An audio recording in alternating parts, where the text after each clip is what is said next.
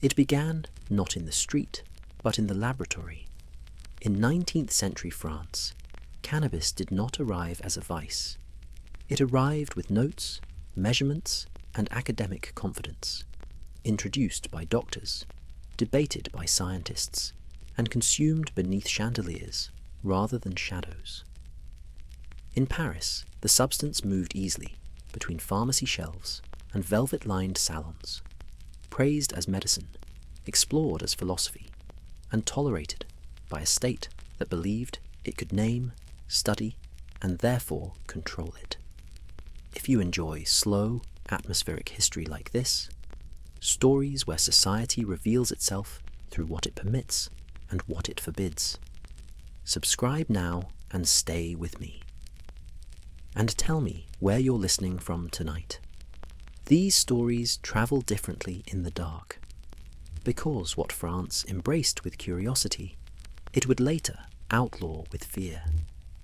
As cannabis drifted beyond the educated elite, beyond hospitals and literary circles, it began to unsettle the very order that once protected it. The language shifted. Treatment became temptation. Exploration became decay. And the same nation that normalized cannabis under gaslight would one day declare it forbidden under law. This is the story of how France used cannabis, and why it decided it could not allow it to remain. Cannabis entered France without scandal, without whispers, without the heat of moral concern. It came wrapped instead in paper and Latin, carried across desks rather than streets, introduced by men who believed the body could be mapped and the mind catalogued. In the early decades of the 19th century, it was not rebellion that brought the substance into French awareness, but confidence. Confidence in classification, in observation, in the belief that nothing placed under sufficient scrutiny could remain dangerous for long. At this moment in history, medicine in France stood at a threshold. Hospitals expanded, journals multiplied, and physicians spoke with the authority of a new priesthood. Disease was no longer divine punishment, but mechanism.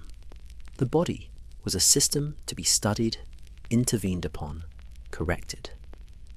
Into this world, cannabis arrived not as a mystery, but as a specimen. It was discussed alongside opium and ether, substances already familiar to French doctors. Substances that soothed pain, slowed nerves, and quieted the mind when administered correctly. The question was never whether cannabis altered consciousness. It clearly did. But whether that alteration could be rendered useful. The earliest French encounters with cannabis were filtered through reports, translations, and clinical curiosity. Accounts from colonial physicians described its calming effects, its ability to dull pain, induce sleep, and soften the sharp edges of certain mental disturbances. These descriptions were not breathless. They were careful, measured. The language of the laboratory shaped every sentence. Cannabis was a tool, and like all tools, its danger was believed to reside only in misuse. Pharmacies soon followed where journals led. Cannabis extracts appeared in apothecaries, carefully labelled and precisely dosed. There was no attempt to disguise its presence. It was shelved, taxed, and sold openly to those with the means and the recommendation to obtain it. No pamphlets warned against corruption. No sermons condemned its effects. In a society increasingly committed to rational order, substances earned legitimacy by submitting to measurement. Cannabis complied. What mattered most was control. French medicine prized moderation, not as virtue, but as methodology.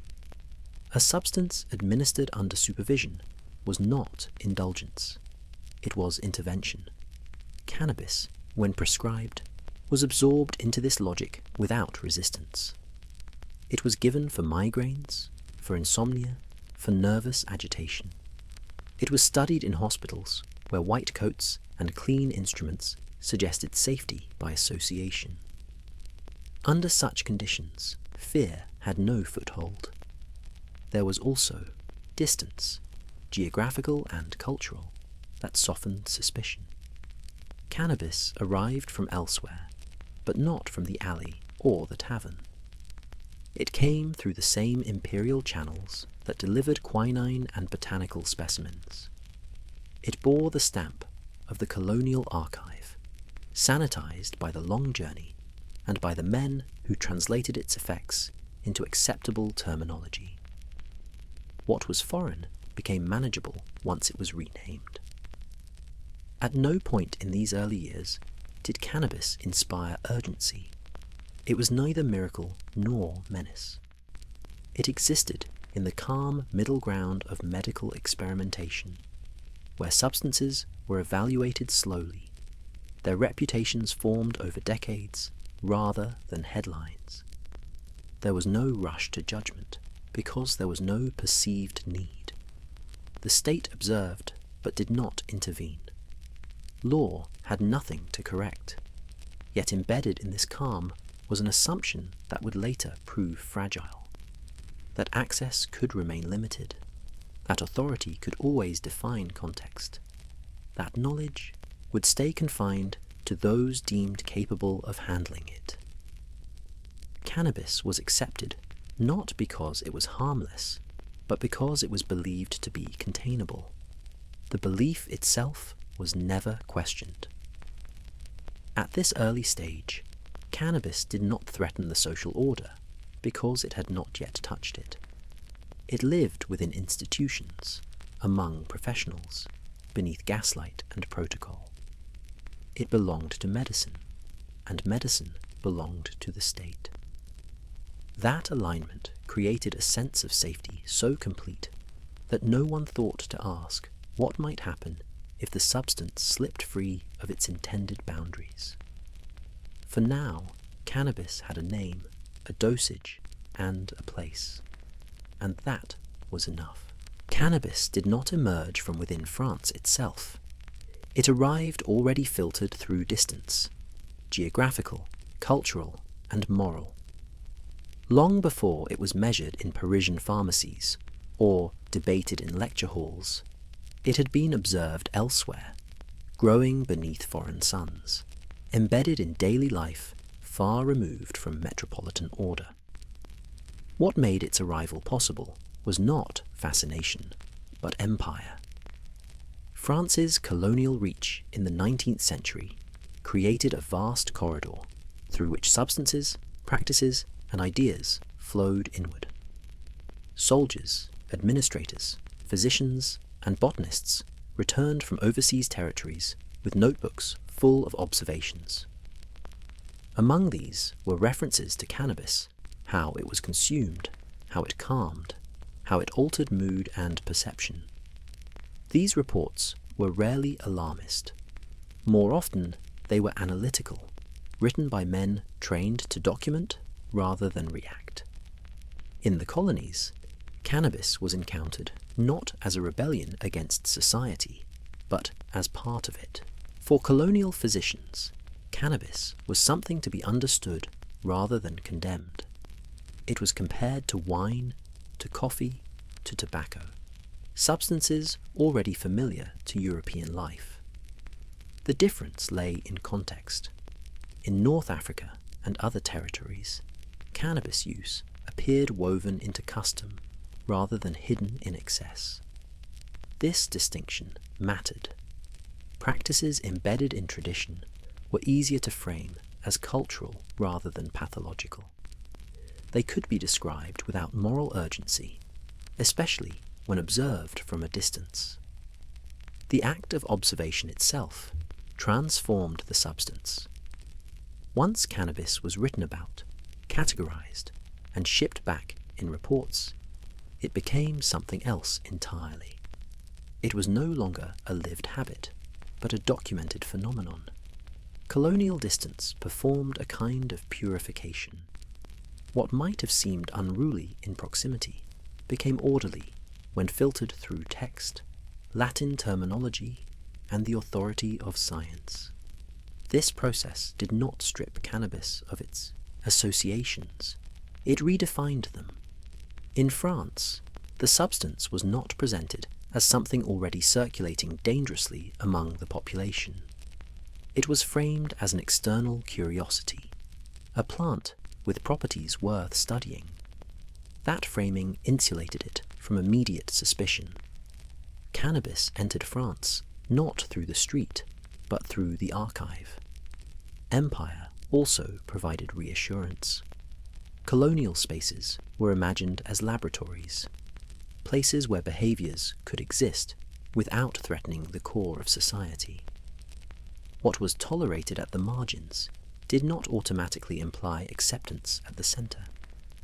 This unspoken separation allowed cannabis to be acknowledged without fear. It belonged to elsewhere, even as it was examined at home. The colonial doorway also reinforced hierarchy. Cannabis was something observed in others before it was considered for use among the French themselves.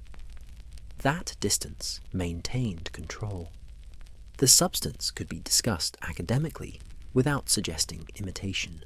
Knowledge flowed inward, but practice was presumed to remain contained. This assumption would later unravel, but at this stage it felt secure. Importantly, cannabis was not alone in this journey. France had already absorbed countless substances through colonial contact: plants, resins, powders, each subjected to analysis and classification. Cannabis followed an established route. It was treated as another botanical candidate for medical relevance. Its effects were described clinically, its risks minimized by comparison with known drugs already in circulation. There was also a subtle confidence at work. France believed itself capable of absorbing foreign substances without being changed by them. The nation trusted its institutions, its doctors, its laws, its social codes, to domesticate anything brought home from afar. Cannabis was welcomed into this belief system quietly, without ceremony. At this point, no one imagined that cannabis might refuse domestication.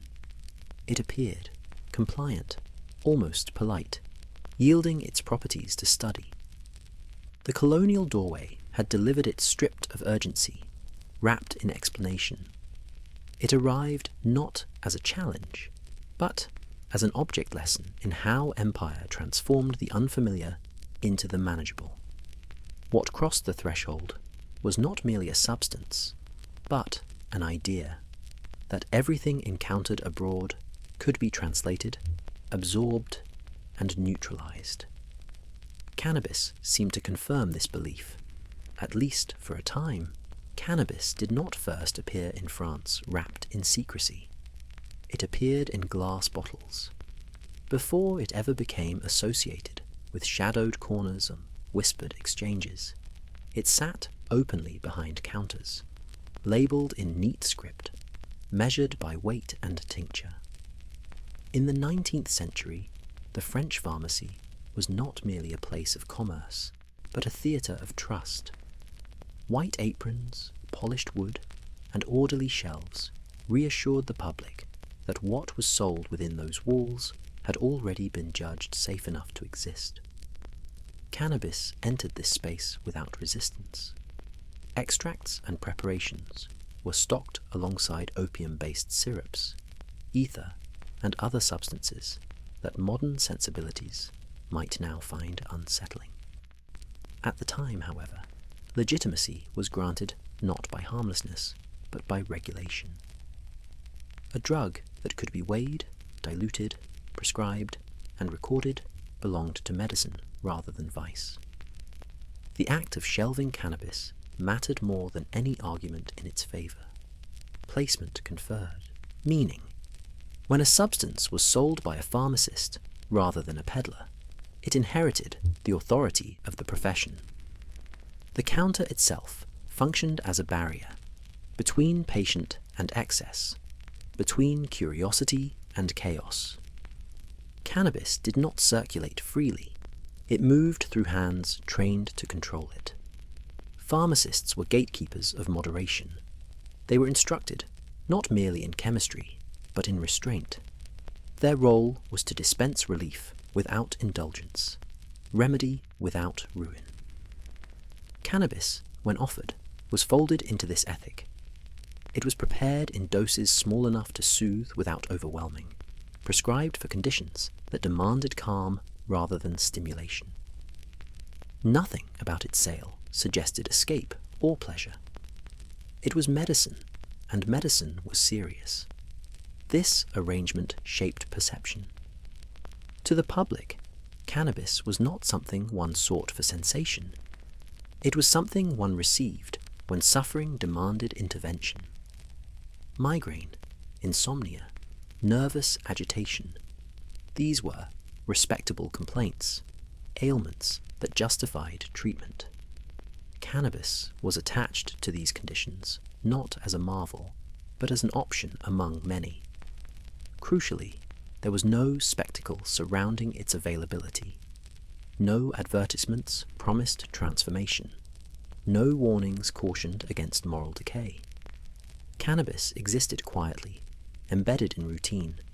It was too mundane to fear. Familiarity bred indifference, not alarm. The pharmacy also created distance between substance and user. Patients did not prepare cannabis themselves. They did not decide its form or strength. That authority rested with professionals. This separation reinforced the belief that misuse was unlikely.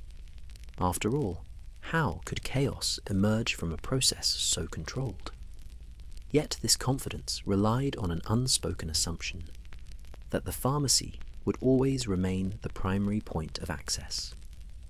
As long as cannabis belonged to the pharmacist, it could be managed. It was the setting, not the substance, that determined its acceptability. Within glass jars and dosage logs, cannabis posed no threat. The street, by contrast, represented everything the pharmacy opposed: unregulated exchange, anonymity, impulse.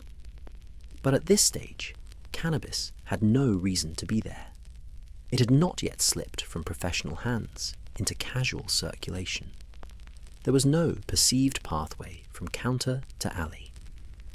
This distinction would later become central to its downfall.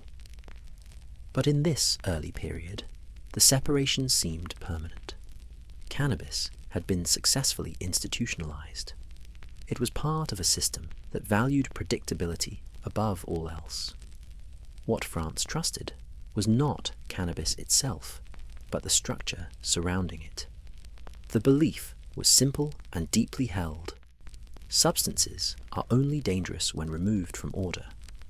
As long as cannabis remained inside the pharmacy, named, measured, and mediated, it could exist without consequence. For now, it belonged to the lighted interior, not the street outside.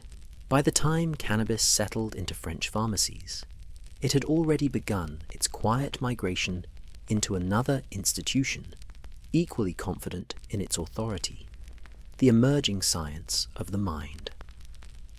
19th century France was witnessing the birth of modern psychiatry, a discipline still uncertain of its borders, but certain of its importance. Madness was no longer the province of priests and jailers alone. It was being claimed by physicians, measured, observed, and categorized with the same optimism applied to the rest of the body. Within this atmosphere, cannabis was not feared. It was intriguing. Physicians concerned with mental disturbance were searching for tools that could soften extremes without destroying coherence. The asylum was filling with patients whose conditions resisted crude remedies. Sedation existed, but it was blunt. Restraint existed, but it was brutal. What doctors desired was modulation, a way to ease agitation, dull obsessive thought, and interrupt spirals of despair without extinguishing the self entirely. Cannabis appeared to offer precisely this possibility. Early psychiatric writings spoke of its effects in cautious tones. Patients administered small doses were described as calmer, less rigid, more receptive. Some appeared to drift gently away from distress without collapsing into stupor. For doctors trained to read behavior as symptom, these changes mattered. Cannabis was not praised as cure, but it was noted as influence, a substance capable of altering mental tempo without immediate harm. What mattered was not only what cannabis did, but how it did it. Unlike alcohol, which carried social stigma and unpredictability, cannabis acted quietly. It did not incite violence. It did not provoke spectacle. Its effects unfolded inwardly, subtly, making it appealing to physicians who feared public disruption as much as patient suffering. In the controlled environments of hospitals and clinics, cannabis was administered with precision. Dosage was adjusted. Reactions were recorded. These observations fed a growing confidence that the substance could be understood. It did not seem to fracture the mind so much as loosen it, allowing certain thoughts to surface while others receded. To 19th century psychiatry, still grappling with the nature of consciousness itself, this was valuable. There was also an intellectual curiosity at play. Doctors of the mind were not merely healers. They were explorers, charting an interior landscape few could describe. Cannabis appeared to open doors, temporary, reversible doors, into altered states that could be observed rather than feared. Patients reported changes in perception, memory, and emotion that fascinated clinicians eager to map mental experience. Importantly, these explorations remained firmly bounded by professional authority. Cannabis was not offered as escape. It was administered as experiment. The patient did not choose the journey. The doctor initiated it. This distinction preserved moral order. Altered states were acceptable when sanctioned, intolerable when spontaneous. Within psychiatric circles, cannabis thus earned a reputation as manageable. It was not embraced universally, but it was respected. Debates focused on method rather than morality. How much? How often? Under what conditions? These were technical questions, not ethical ones. Yet beneath this calm discourse lay an unspoken tension. The very qualities that made cannabis useful to psychiatry, its ability to alter perception, soften boundaries, and reframe experience, also hinted at danger. If the mind could be gently bent, could it also be bent too far? The question lingered, unanswered, but not yet urgent. For now, cannabis existed within the asylum and the clinic as a cooperative subject. It submitted to observation. It responded to dosage. It behaved, more or less, as expected. This compliance reinforced the belief that it belonged under medical jurisdiction. The doctors of the mind believed they were discovering a tool. They did not yet realize they were also revealing a vulnerability, one that would later be seized not by science, but by fear. Long before cannabis was accused of excess, it was praised for restraint. In 19th century France, suffering was expected to be endured, but not without assistance. Pain, sleeplessness, and nervous agitation were understood not as moral failures, but as physiological imbalances, conditions that could be soothed, corrected, or at least softened. Medicine did not promise comfort, only relief sufficient to restore function. It was within this narrow, practical framework that cannabis found its most stable footing. Physicians approached the substance not with wonder, but with purpose. Cannabis was observed to dull certain pains that resisted other treatments, particularly those rooted in the nerves, rather than the flesh. Migraines, neuralgia, persistent bodily unease. These conditions frustrated doctors who lacked effective tools. Cannabis offered a partial solution. It did not erase pain, but it blunted its insistence, allowing patients to exist alongside it rather than beneath it. Sleep, too, occupied a special place in medical concern. Insomnia was not romanticized. It was considered dangerous, a slow erosion of bodily order. Sleepless patients were irritable, weakened, unreliable. Cannabis was sometimes prescribed to encourage rest without the heavy stupor induced by stronger sedatives. Reports described sleep arriving gently without the abrupt collapse associated with opiates. This mattered. Medicine valued restoration, not obliteration. Calm was perhaps the most prized effect of all. The 19th century was an age of nerves, of industrial rhythm, urban noise, and social acceleration. Anxiety did not yet have a name, but its symptoms were well known. Tremors, restlessness, racing thoughts, inexplicable dread. Cannabis appeared capable of quieting these disturbances without visibly incapacitating the patient. It smoothed the internal weather. What distinguished cannabis from other remedies was not its power, but its subtlety. It did not overwhelm. It altered sensation just enough to create distance between the sufferer and their discomfort. For physicians, this moderation was its virtue. The goal was not to remove consciousness, but to make it bearable. Dosage was everything. Cannabis was praised only when administered carefully. Small quantities were emphasized. Repeated warnings offered against excess. The substance itself was not blamed for potential harm. Misuse was. This distinction preserved its reputation.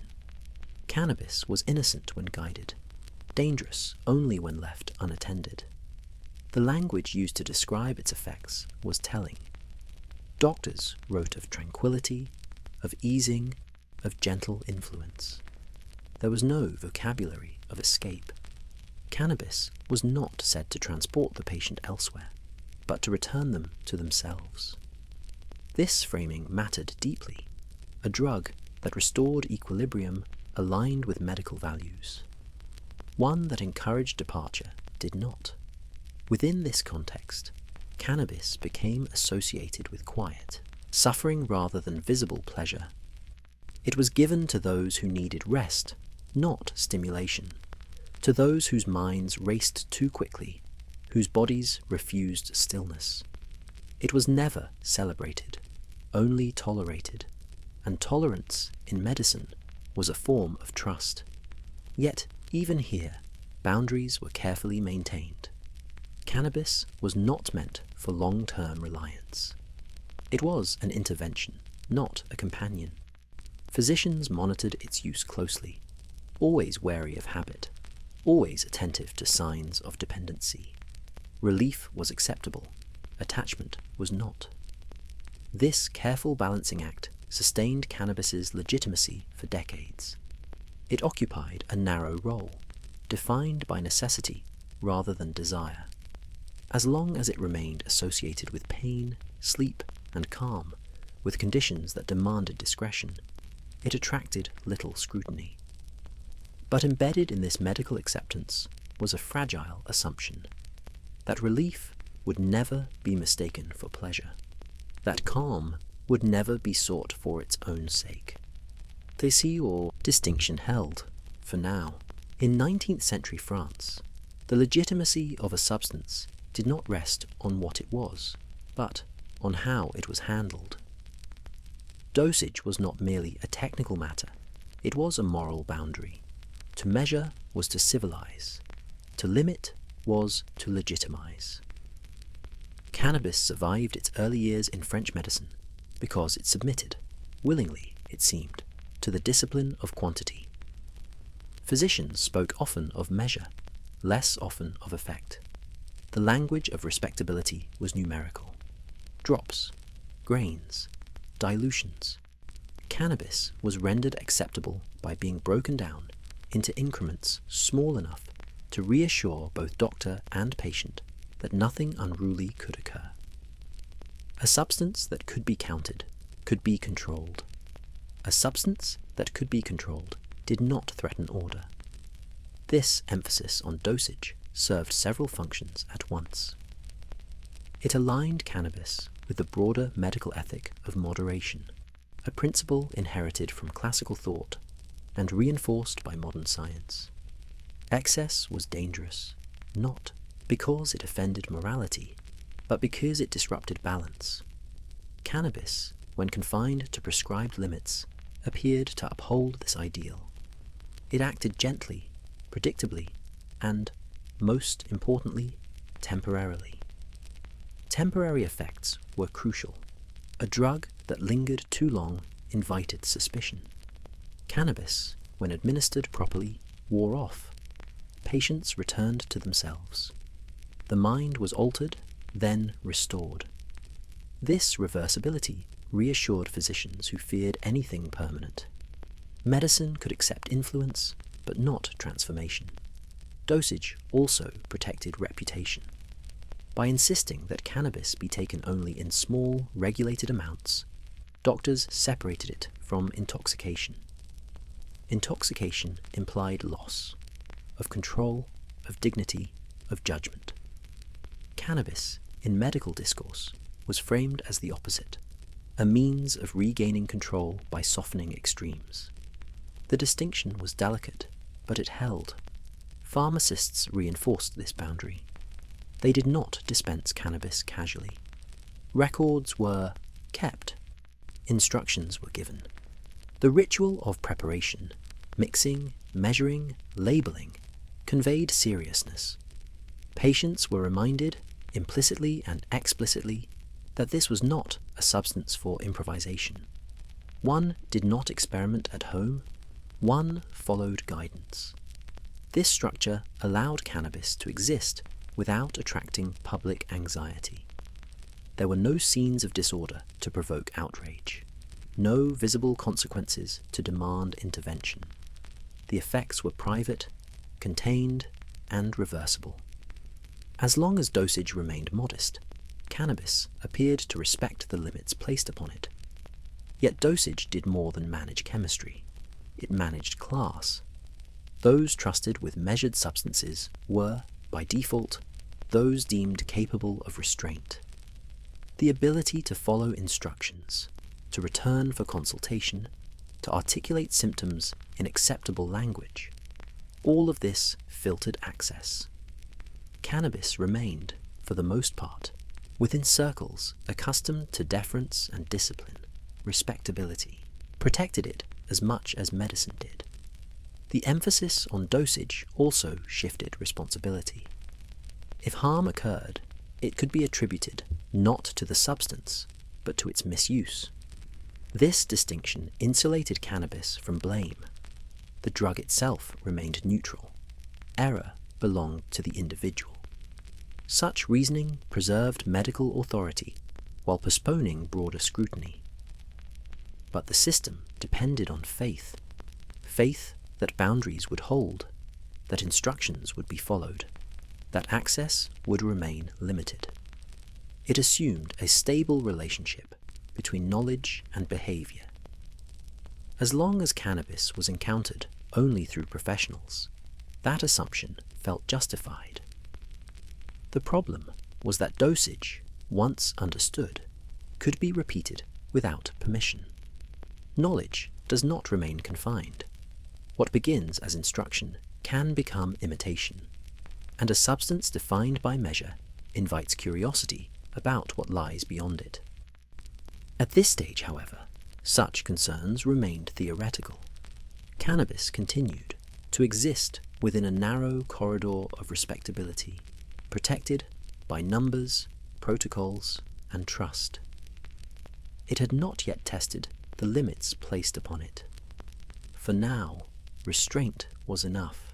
There was a quiet confidence in 19th century France that bordered on certainty, that anything studied could be governed, and anything governed could be rendered harmless. This belief did not arise from arrogance alone, but from recent success. Medicine had learned to name diseases that once terrified. Chemistry had isolated compounds that once behaved like mysteries. Order, it seemed, was advancing steadily into every corner of existence. Cannabis was welcomed into this worldview not as a challenge, but as confirmation. Physicians and administrators alike believed that understanding conferred authority. To describe a substance was to domesticate it.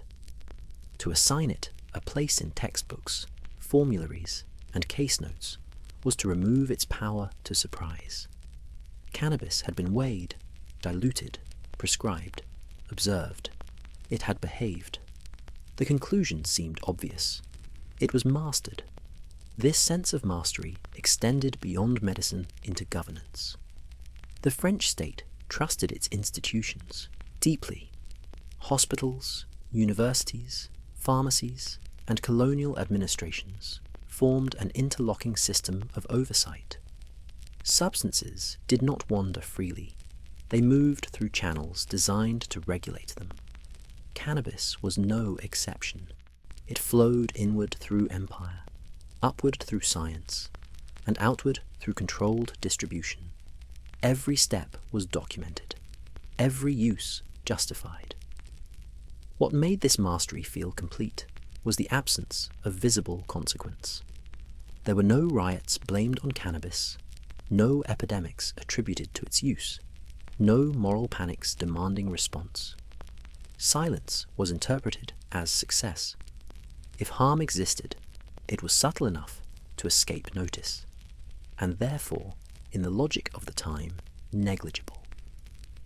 The illusion deepened because cannabis did not resist classification. It did not behave erratically under observation. Its effects were consistent enough to be described, variable enough to invite further study, but never so dramatic as to provoke alarm. It appeared cooperative, almost courteous. Such substances rarely attract suspicion. Doctors spoke of cannabis as if it were transparent. Its actions were believed to be legible, its risks foreseeable. There was little discussion of long-term consequence, not because it was dismissed, but because it seemed unnecessary. The immediate effects were mild. The body recovered. The mind returned. What more was there to fear? This belief rested on a crucial assumption. That context would remain stable. Cannabis was understood only within environments designed to contain it. Clinics, pharmacies, academic discussion. Within these spaces, mastery was real. Protocols worked. Authority was respected. But mastery over a substance is never absolute. It is always conditional. The French medical establishment mistook situational control for intrinsic safety. Cannabis appeared safe because it was encountered safely. The distinction went largely unnoticed. Substances do not possess morality. Environments impose it. Cannabis had not yet been tested outside the narrow corridors that defined its use. There was also a philosophical confidence at work. The 19th century trusted reason profoundly. Irrational forces were believed to recede before education and discipline. Cannabis, subjected to rational inquiry, seemed stripped of mystery. Without mystery, fear had no foothold. Yet mastery, when unchallenged, grows complacent. The careful language of early observation slowly hardened into assumption.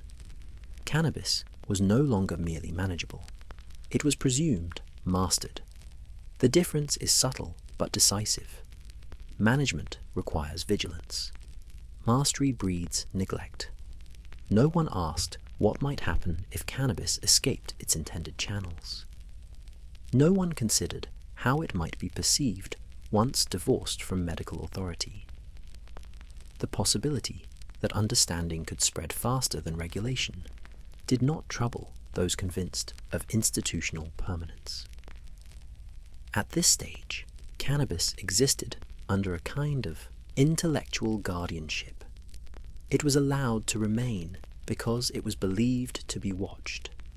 The watchers trusted themselves absolutely, and that trust, quiet, rational, unexamined, would prove to be the most fragile element of all.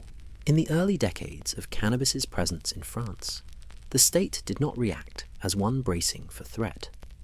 It reacted as an observer. There were no decrees issued in haste, no committees convened in panic. Instead, cannabis existed in a narrow administrative calm, noticed, acknowledged, but not yet judged worthy of intervention. This restraint was deliberate. The French state of the 19th century prided itself on rational governance. Law was not meant to chase every novelty. It was meant to respond only when order was demonstrably disturbed. Cannabis, at this stage, disturbed nothing. It did not incite unrest. It did not swell the prisons. It did not provoke sermons or street agitation. In the absence of visible disruption, alarm would have appeared irrational. Instead, the state watched. Reports circulated quietly between ministries, medical boards, and colonial administrators. Cannabis appeared in documents as an object of interest rather than concern. Its uses were described, its effects summarized, its circulation noted. The tone was observational, not corrective. The state, like the medical establishment it trusted, believed that understanding preceded regulation. This posture reflected confidence in existing structures. French governance assumed that institutions were already equipped to manage such substances. Hospitals monitored use, pharmacies controlled access, physicians exercised judgment. There was no obvious gap for law to fill. To intervene prematurely would have suggested distrust in the very systems the state had worked to strengthen. Curiosity, however, was not indifference. Cannabis was not ignored. It was tracked lightly, catalogued among other substances that passed through imperial and medical channels. Officials were aware of its presence, particularly in colonial contexts, but awareness did not translate into urgency. The substance appeared contained by geography, class, and profession. Class mattered profoundly. Cannabis did not yet belong to the masses. Its circulation remained limited to medical use and elite experimentation. Substances become political problems when they cross social boundaries too easily. At this stage, cannabis respected them. It was encountered by those already subject to institutional oversight: patients, doctors, administrators. There was no image of disorder to provoke state anxiety. The state also trusted time. French governance favoured gradualism, the belief that problems reveal themselves slowly and can be addressed once clearly defined. Cannabis had not yet revealed itself as a problem at all. To legislate in advance would have required speculation, and speculation was considered the enemy of reasoned law. There was also the matter of comparison. France already managed substances far more visibly disruptive. Alcohol caused violence, poverty, and public decay, yet remained legal and regulated. Opium and ether circulated under medical supervision without moral panic. Against this backdrop, cannabis seemed almost trivial. Its effects were quieter, its footprint smaller. This comparative calm reinforced tolerance. If the state could coexist with substances known to cause harm, why should it fear one that had not yet done so. Cannabis benefited from this hierarchy of concern. It was simply too unremarkable to prioritize. Yet, within this calm lay a subtle blindness. The state measured danger by immediate consequence, by riots, crimes, or economic disruption. It did not yet recognize cultural drift as a threat. Cannabis, slowly detaching from its strictly medical identity, was beginning to acquire meanings beyond treatment. But meanings, unlike crimes, leave no paper trail at first. The absence of alarm was thus both strength and vulnerability. It demonstrated confidence in reasoned governance, but it also delayed recognition.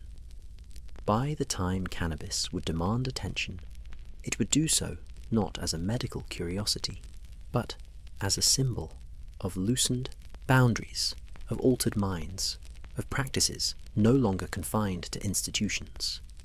For now, however, the state remained composed. Cannabis existed under watchful eyes that saw no reason to intervene. Curiosity sufficed. Alarm would come later, when observation was no longer enough. For many years, cannabis occupied a peculiar position in French life. It existed without urgency. It did not demand headlines. It did not provoke sermons. It did not summon lawmakers into emergency session. In an age otherwise quick to moralize and regulate, cannabis remained strangely unremarkable. This absence of panic was not accidental. Panic requires spectacle, and cannabis produced none. There were no public scenes to inflame concern, no drunken brawls spilling into the street, no visible deterioration that could be easily blamed on the substance. Its effects were inward, quiet, and often invisible to anyone but the user. In a society deeply attuned to appearances, what could not be seen rarely inspired fear. The French public understood danger through disruption. Alcohol disrupted families, work, and public order. Disease disrupted cities. Political radicalism disrupted stability. Cannabis did none of these things in any obvious way. It did not announce itself.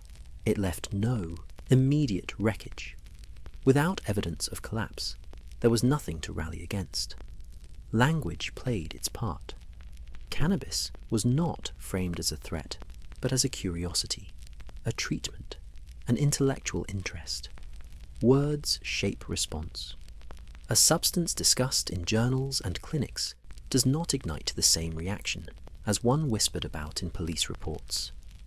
Cannabis was spoken of calmly, clinically, and without drama.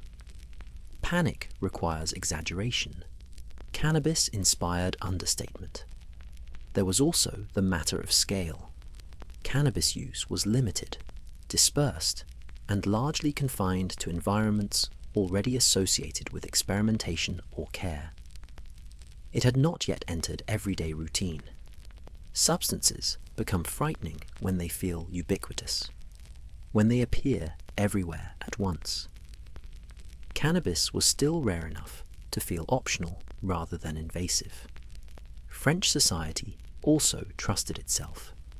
There was a prevailing belief that cultural sophistication provided immunity against excess. France prided itself on moderation, on the ability to enjoy without surrendering control.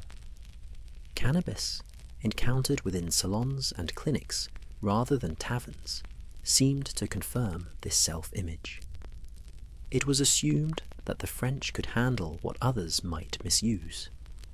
Even when cannabis began to circulate among artists and intellectuals, the reaction remained muted.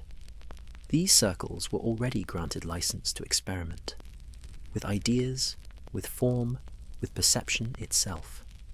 Their indulgences were viewed as symbolic rather than contagious. What happened among thinkers was not assumed to spread to the street. Crucially, there was no organized opposition. Moral reform movements had not yet seized upon cannabis as a cause. Without advocates of alarm, fear struggled to take root. Silence breeds acceptance, or at least postponement. Cannabis benefited from the lack of an enemy willing to name it as such. The state mirrored this calm. Law does not move without pressure. Without panic, there was no pressure. Cannabis existed beneath the threshold of political attention. It was too quiet to provoke fear, too small to threaten order, too contained to demand action. Yet this calm was fragile. Panic does not require long preparation. It requires a trigger. All it takes is a shift in perception, an association, a narrative, a fear given shape. Cannabis had not yet acquired such associations. It remained undefined enough to escape condemnation. What protected cannabis most was that it did not yet symbolize anything beyond itself. It was not linked to crime, degeneration, or rebellion. It had no image, and without image, panic has nothing to seize. For a time, this neutrality was its greatest defense. But neutrality rarely lasts.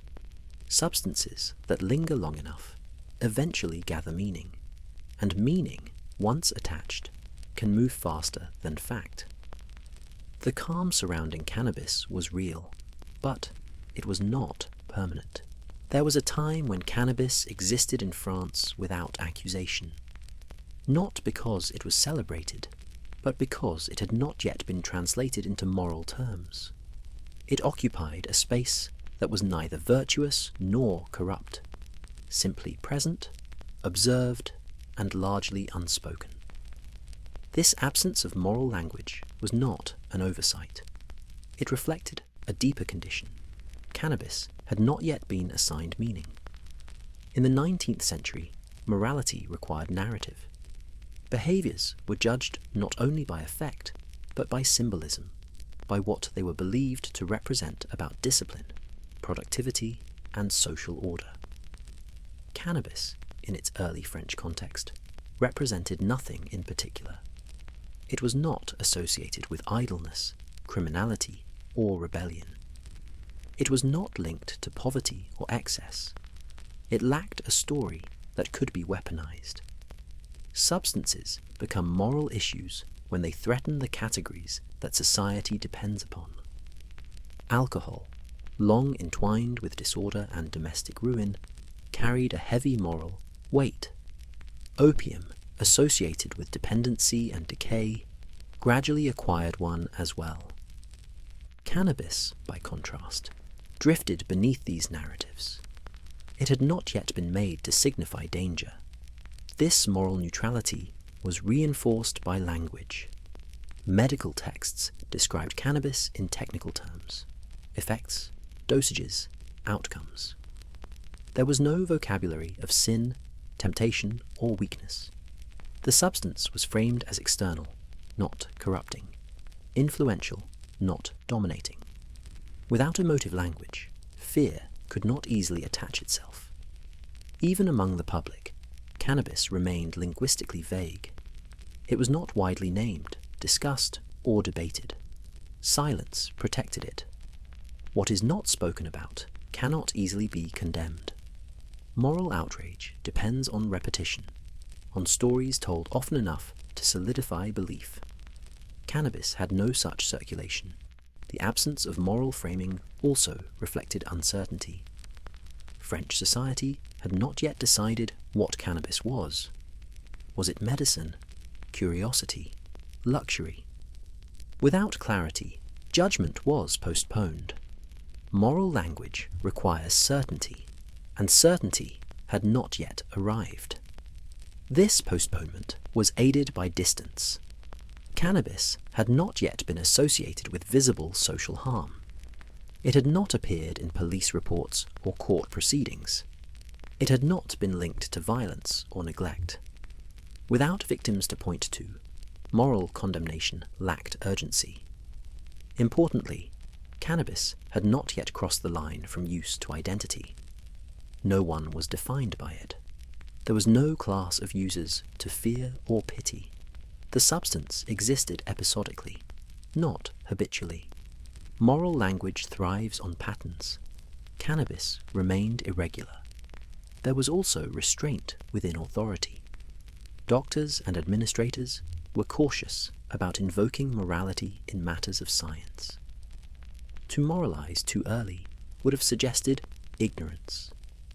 Cannabis was still being studied, its boundaries still unclear. Judgment, for now, remained suspended. But moral language does not remain absent forever. It waits. It gathers strength in moments of uncertainty, ready to be deployed when explanation fails. Once a substance begins to escape its original context, once it moves beyond institutions into wider circulation, language shifts. Neutral terms give way to charged ones. Observation becomes suspicion. At this stage, however, cannabis still existed before that shift. It had not yet been accused of weakening character or undermining society. It was not yet framed as a danger to youth, productivity, or order. It lived in a brief historical pause, after introduction, before condemnation. This pause would not last. Moral language, once absent, would arrive suddenly and decisively, and when it did, it would reshape everything that came before. For now, cannabis remained unnamed in the moral lexicon, and that silence was its final protection. When cannabis stepped beyond the clinic and the pharmacy, it did not fall immediately into disorder. It entered the salon. In mid-19th century Paris, there existed rooms where curiosity was not merely tolerated, but cultivated, where ideas were tested in conversation long before they were tested in law. These were spaces of velvet chairs, low light, deliberate excess, and careful permission. It was here, among writers, physicians, and thinkers, that cannabis took on a new role, no longer strictly medicinal, but not yet suspect. The Hashish Club did not announce itself as transgressive. It presented itself as refined inquiry. Participants gathered not to escape society, but to examine it from an altered angle. Cannabis was consumed ceremonially, prepared with attention, introduced with explanation. There was etiquette in its use, a sense that one was participating in an experiment rather than indulging a craving. This distinction mattered. What was framed as exploration retained dignity. Conversation followed. Observations were shared. Sensations were described with precision. Time distortion, heightened imagery, emotional shifts, all were catalogued not as indulgence, but as data filtered through personal experience. These gatherings blurred the boundary between scientific study and philosophical reflection, and in doing so, granted cannabis a strange legitimacy. The setting protected the substance. Within salons, cannabis appeared controlled, contextualized, and elevated. It was not consumed in haste or secrecy.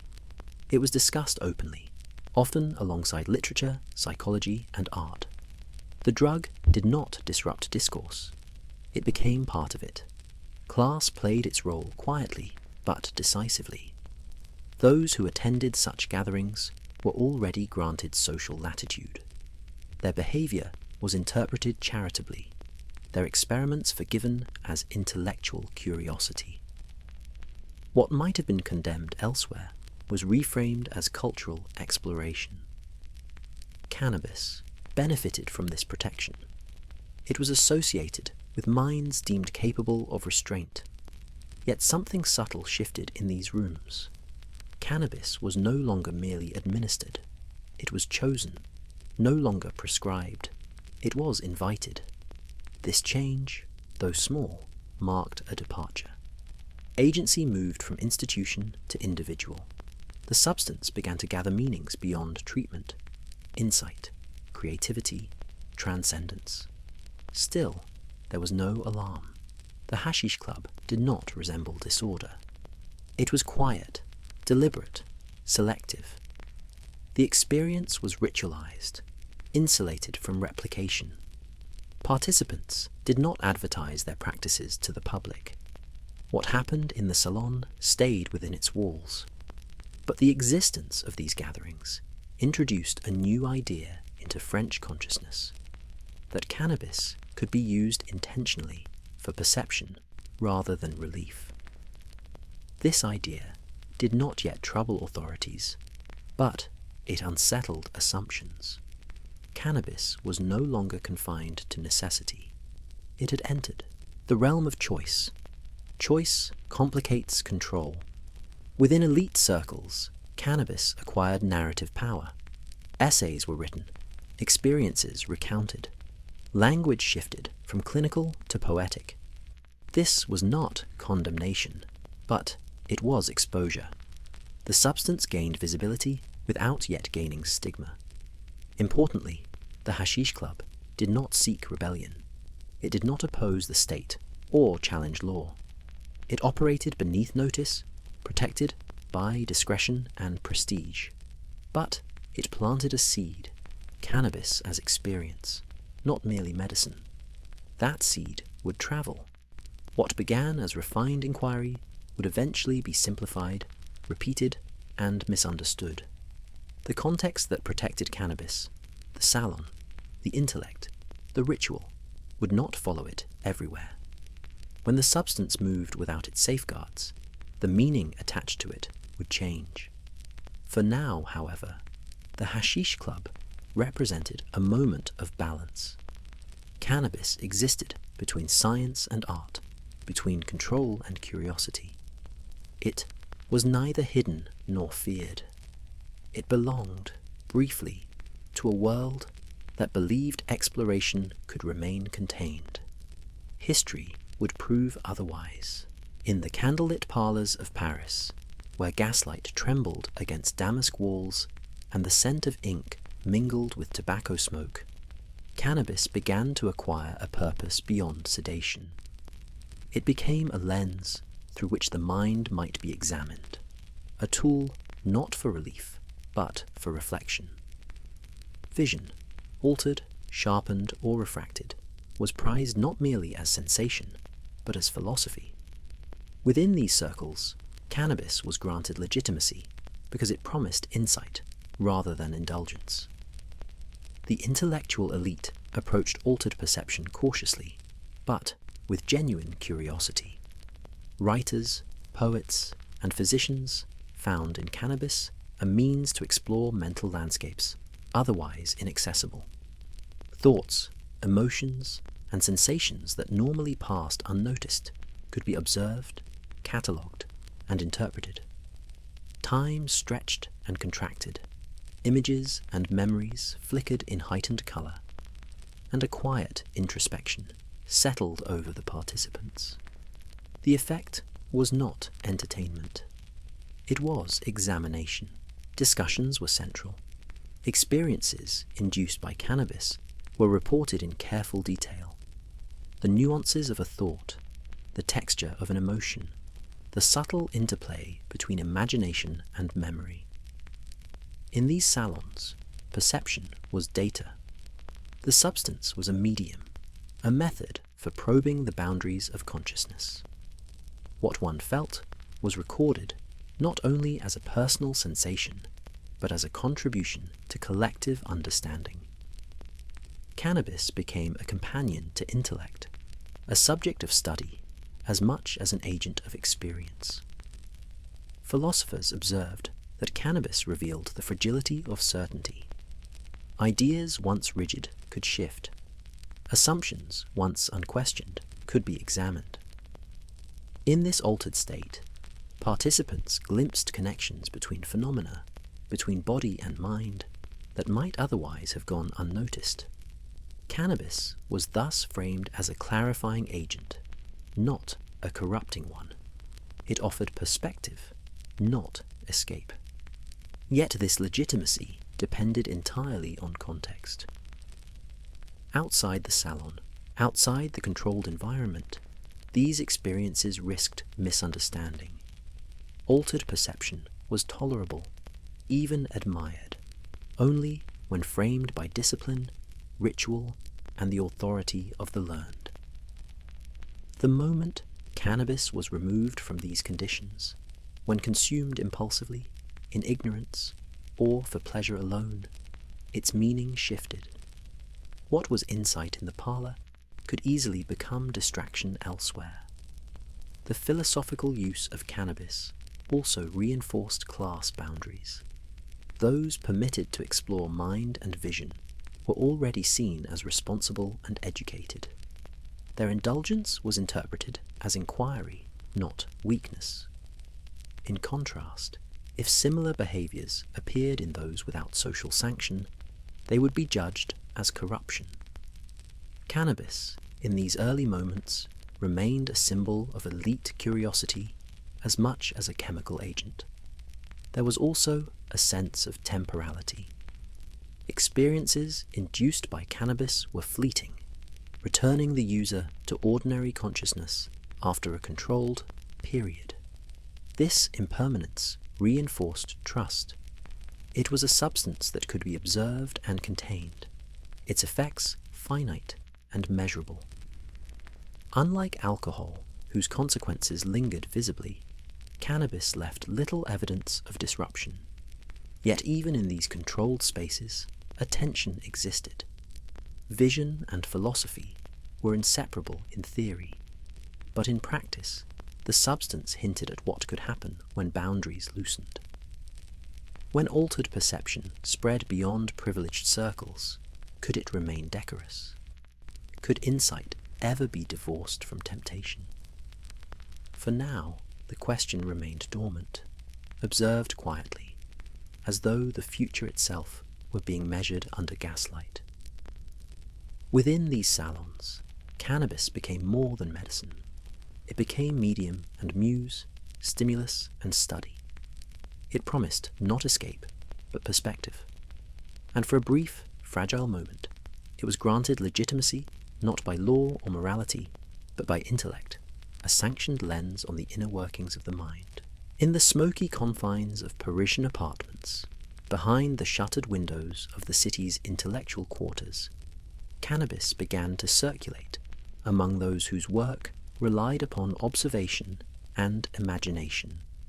Writers, poets, and philosophers, figures already accustomed to examining the human condition, took the substance not as indulgence, but as instrument.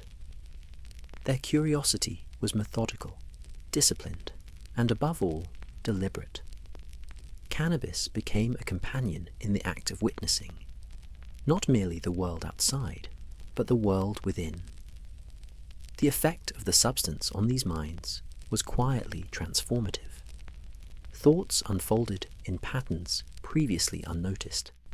Subtle connections between memory and perception became vivid, and the ordinary rhythms of cognition were interrupted just enough to allow for reflection. Observers found themselves attuned to emotional nuances, to the cadence of language, to the interplay of ideas. In these altered states, even the familiar was uncanny. Every impression carried weight. Every sensation demanded attention. Writers wrote differently. Thinkers thought differently. Witnesses recorded themselves with a precision born of altered perception. Cannabis, in this context, was framed as a tool of the intellect. Its use was deliberate and ceremonial. It was prepared carefully, consumed in moderation, and discussed openly. Participants documented effects as one might record the passage of a comet or the growth of a botanical specimen.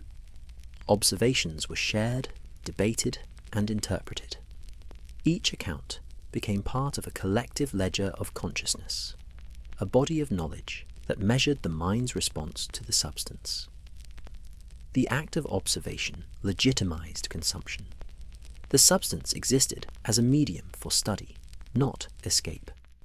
Yet the very act of intellectual use carried its own risk. Cannabis demanded attention and discipline. Misuse was possible even here, not of the substance itself, but of intention. A mind unprepared for self-reflection could descend into distraction, and the same clarity that produced insight could also magnify anxiety or melancholy. To partake without care was to flirt with disorder. For the educated elite, however, such danger was manageable, contained within rituals of preparation, dosage, and discussion. Social distinction reinforced this perception of safety. Those who consumed cannabis as intellectual aid were already recognized as responsible, cultured, and capable of restraint. Their indulgence was interpreted as inquiry, their altered states as observation. Outside these circles, the same behavior might have been misread as debauchery. Cannabis, at this stage, remained a symbol of refinement rather than rebellion. Its legitimacy derived as much from the identity of its users as from the effects of the substance itself. Witnesses were not passive. They recorded not only their perceptions, but the context in which they occurred, the light, the scent of the room, the cadence of conversation, the sequence of ingestion. Each detail was catalogued as though the environment itself contributed to the experiment. Cannabis was understood as a variable, powerful but responsive, a substance whose influence could be measured if attention remained meticulous. Through these accounts, cannabis acquired meaning beyond the purely chemical. It became associated with reflection, creativity, and measured observation. It was praised, if quietly, not for pleasure, but for insight. To partake was to witness oneself, to examine one's own faculties with a rare intimacy. Yet even among writers and thinkers, there existed an unspoken tension, the knowledge that such experiences were fragile, that authority, social, medical, and institutional, protected cannabis only so long as its use remained bounded. These witnesses observed, but they also recognized that observation alone could not prevent misunderstanding, and that legitimacy rested as much on perception as on reality. For now, however, cannabis existed comfortably among Parisian intellectuals. It was method, medium, and muse, granted temporary legitimacy by those capable of interpreting its effects, recording its truths, and restraining its temptations. In their hands, the substance remained a tool, and the act of observation remained sacred. Even as cannabis spread quietly through Parisian salons, its use was not merely functional. It offered sensation, subtle, controlled, almost imperceptible to the untrained observer. Yet this pleasure, unlike many others circulating in the city, was never condemned outright. Within the elite spaces where it was permitted, enjoyment existed without shame, not because the substance was harmless, but because it was disciplined, observed, and framed by intention. In the context of these salons, pleasure was a companion to intellect. Cannabis induced heightened awareness of thought, emotion, and perception, and this heightened awareness was itself pleasurable. Writers noted the smoothness of language, the vividness of imagery, the elegance of argument.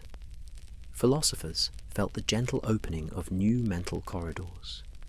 Physicians observed the clarity and calm it brought to minds, otherwise burdened by agitation or insomnia. Pleasure was inseparable from insight. To indulge in cannabis was not to escape, but to engage more fully with the self and the surrounding world.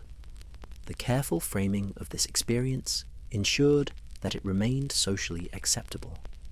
Moderation was paramount. Doses were prescribed or suggested, rituals were observed, and etiquette was maintained. Consumption was deliberate rather than impulsive. No one appeared slumped or out of control. No visible chaos attended the act. In these conditions, pleasure did not threaten order. It affirmed refinement. It was a reward granted for discipline and discernment. Yet even within these controlled spaces, the potential for excess was acknowledged. Writers and physicians alike cautioned that the very subtlety that made cannabis pleasurable could also deceive. The line between heightened perception and disorientation was narrow. The mind could be led too far, the senses overextended. But within the walls of the salon, under the watchful eyes of those accustomed to observation, this danger was largely theoretical. Structure and supervision preserved the balance between sensation and consequence.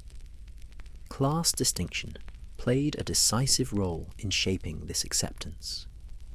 Those allowed to experience cannabis without censure were already embedded within the social hierarchy. Their indulgence was interpreted as refinement, not moral failure. By contrast, the same pleasure outside these circles would have been read as impropriety or decay. Cannabis, in this context, was inseparable from privilege. It was pleasure with permission, enjoyment framed by authority. The substance itself contributed to this perception. Its effects were gradual, subtle, and reversible. Unlike alcohol, which could rattle nerves and fracture civility in a single evening, cannabis operated quietly, leaving no obvious traces of indulgence. Observers could trust that those who consumed it would retain decorum, that the calm induced was contained, that pleasure did not spill outward in disruptive ways. Furthermore, the pleasure was often intellectual as much as sensory. It was not merely the softening of tension or the quieting of nerves. It was the amplification of perception. Ideas, images, and emotions felt richer, sharper, more immediate. This experience reinforced the link between moderation and reward. Pleasure was earned through discipline, and it reinforced the boundaries that made cannabis acceptable in the first place. Yet, the very need for this structure revealed the fragility of legitimacy. Pleasure without punishment existed only under supervision, in controlled conditions, among those already trusted to maintain order. The enjoyment itself, uncontained, could easily attract scrutiny. For now, however, in the gaslit rooms of Parisian salons, cannabis was allowed its reward. It offered subtle delight without shame, curiosity without consequence, and an intimate glimpse into the mind that remained, for the moment, entirely respectable. In the salons and studies where cannabis was permitted, its use was never casual. Every detail of consumption was deliberate, every gesture measured, every preparation exact. It was an experience cultivated as carefully as a rare wine, as deliberately as a botanical specimen. To partake was not to surrender to impulse, but to participate in a ritual that framed perception, sensation, and thought with precision. The cultivated experience was as much about context as substance. Preparation mattered profoundly. Cannabis was weighed, ground, and sometimes infused into honey, wine, or water. It was presented in small portions, measured with scales or spoons, and consumed according to precise timing. Each participant understood the importance of restraint, and each adhered to it. The act itself was a ceremony, reinforcing the belief that pleasure, insight, or calm could exist without chaos, provided the rules of engagement were observed. Lighting, seating, and environment were equally important. Salons were dim, the glow of gas lamps softened by shaded globes. Chairs were arranged to encourage observation rather than distraction. Conversation flowed deliberately, punctuated by periods of quiet reflection. The room was curated as much as the substance itself, a controlled atmosphere in which every stimulus could be noted, recorded, and interpreted. Sensory awareness was heightened, not overwhelmed. Cannabis acted as a lens, and the setting framed the view. The cultivated experience was not solitary. Observers shared reports of their sensations, time's elastic pull, the vividness of memory, the sharpening or blurring of thought. These accounts were discussed with care, examined for patterns, compared for differences. The ritual was collaborative, an exercise in collective perception. The substance became a medium for dialogue, a shared experiment in consciousness. This communal aspect reinforced discipline. Observation, like dosage, required responsibility. Even the smallest deviations were noticed. An excessive dose, a lapse in ritual, or a distracted mind could produce effects that exceeded the boundaries of acceptability. Yet such instances were rare, for the cultivated experience was reinforced by social norms as much as by preparation. Each participant understood that the integrity of the practice depended upon attention to detail. The environment and the substance together created a controlled and reliable encounter. In this context, cannabis functioned as more than a chemical agent. It was a vehicle for refinement, a tool for introspection, a method of disciplined exploration. Its use demanded a combination of knowledge, restraint, and etiquette. The experience was curated, not merely to prevent harm, but to maximize insight. Pleasure, calm, and clarity were inseparable from control. The substance was respectable because the experience was crafted. Class, naturally, played a decisive role. Only those with sufficient education, decorum, and access to the necessary resources could participate fully in this cultivated use. The rules themselves assumed a certain familiarity with ritual, observation, and restraint. Cannabis, in the hands of the learned, became a form of intellectual luxury, a controlled journey of perception.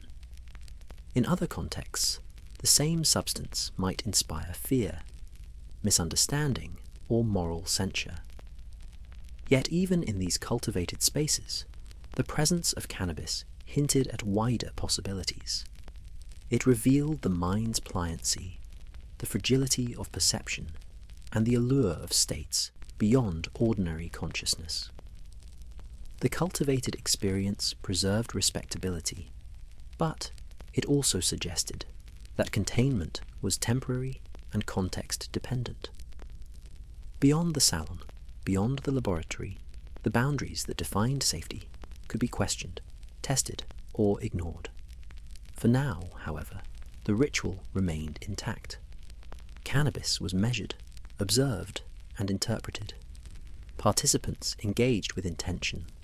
Pleasure and insight were sanctioned because the experience was cultivated.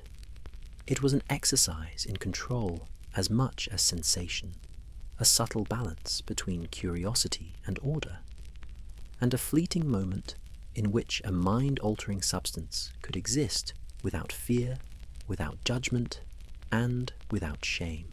Even as cannabis became woven into the intellectual and medical life of Paris, its use remained inseparable from social hierarchy. Class determined not only access to the substance itself, but also the meaning ascribed to its consumption.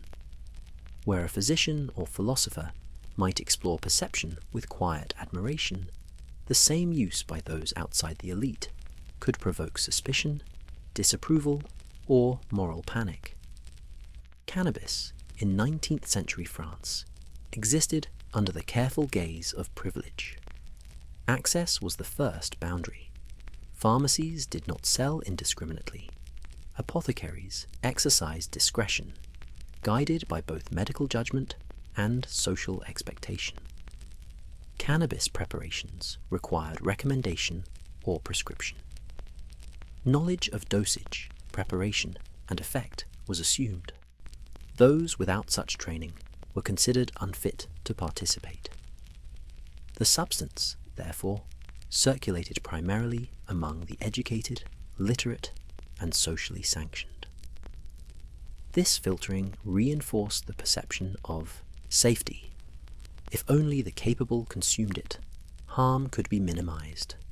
Salons amplified this effect. In these carefully curated spaces, cannabis was framed as an intellectual tool rather than a source of indulgence. Participants were expected to adhere to ritual and etiquette, to observe and report, to analyze rather than surrender. Social capital insulated them. To consume was to demonstrate refinement. To partake irresponsibly would have been unthinkable, not simply for personal reputation, but for the integrity of the experiment. Cannabis was not forbidden. It was protected by privilege.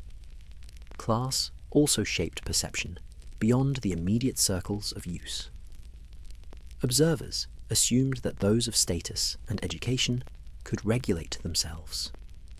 Their indulgence was interpreted as study, moderation, or artistic inquiry. Conversely, the lower classes were presumed incapable of such restraint. A substance that appeared innocuous in a salon or clinic could seem threatening in a tavern or alley. The potential for disorder was imagined rather than observed, but the assumption was powerful. Cannabis was tolerated where authority and respectability sanctioned it. Elsewhere, it might easily be condemned. The boundary of class extended beyond mere access to influence the very framing of cannabis's effects. Calm, insight, or creative inspiration in the hands of the educated was interpreted as virtue or enlightenment. In others, the same physiological or psychological changes could be construed as corruption, laziness, or deviance. Cannabis was a mirror, reflecting social hierarchies as clearly as it did altered perception. Its legitimacy relied upon who consumed it, as much as on how or why. Even medical authorities were influenced by class. Early studies and observations focused on patients who were already compliant, literate, or socially respectable. Reports highlighted clarity of mind, calm, and intellectual insight. Cases of misuse, often hypothetical or anecdotal, were downplayed or confined to populations considered unrepresentative. The science itself, though framed as objective, was filtered through social assumptions. This hierarchy also provided a protective mechanism. By defining cannabis as the province of elites, the medical establishment and state could observe its effects without fearing social upheaval. Use could be studied in controlled environments, while potential disorder remained confined to imagination. The perception of risk was managed before the substance could escape into broader society. Yet these boundaries were fragile. Access, etiquette, and social sanction could not guarantee that the substance would remain confined. Knowledge and practice, once observed, could travel. What was cultivated among the elite could be imitated, misunderstood, or misapplied. The very qualities that made cannabis tolerable, subtlety, discipline, and ritual, depended upon class. Remove the context, and the perception of danger would grow. For, now, cannabis existed under the protective canopy of social hierarchy. Class defined its use, framed its effects, and insulated it from alarm. Its legitimacy depended upon education, etiquette, and authority. In Parisian salons and medical offices, it was allowed to exist, respected rather than feared, celebrated quietly for insight rather than indulgence. But the fragility of this arrangement foreshadowed a future where boundaries would be tested, and the privilege that protected the substance would no longer suffice. Cannabis, long confined to the precise hands of physicians and the measured curiosity of elite intellectuals, began to stir something more restless than clinical interest or controlled exploration. In mid-19th century France, the substance moved from study into fascination, a slow, subtle shift in perception that would mark its transition from object of observation to object of desire. What was once merely useful became compelling, and what was compelling began to demand attention. In the salons where cannabis had been cultivated as a methodical experience, participants discovered the allure of the unknown. The substance, predictable within strict limits, began to reveal possibilities that could not be entirely measured. Thoughts wandered further than usual, perceptions deepened. Language itself seemed to resonate in strange, heightened tones. Writers and philosophers, trained to observe and record, found themselves captivated by the very experience they intended to examine. Study had given way to intrigue. Fascination was both intellectual and sensory. The mind, now acutely attuned to the subtle distortions and amplifications induced by cannabis, became a theatre of reflection. Memories, associations, and fleeting images emerged with startling clarity or whimsical distortion, prompting contemplation that extended far beyond conventional scholarship. Each session became a journey, and each journey blurred the line between analysis and immersion. Cannabis was no longer only a tool, it was a companion to curiosity itself. This fascination spread quietly, carried by testimony. Participants shared their accounts in letters, essays, and discrete reports, descriptions of altered perception, of temporal elasticity and amplified emotion, circulated among physicians, writers, and artists. The tone remained measured, the language restrained, yet the effect was cumulative. Cannabis became known not merely for its medicinal qualities, but for its capacity to evoke unusual experience. It began to occupy a space between the observed and the desirable, a substance whose appeal was partially aesthetic and partially cerebral. Yet fascination was fraught with tension. Those who consumed cannabis within regulated contexts understood the risks and boundaries. Excess or unpreparedness could lead to disorientation, anxiety, or social impropriety.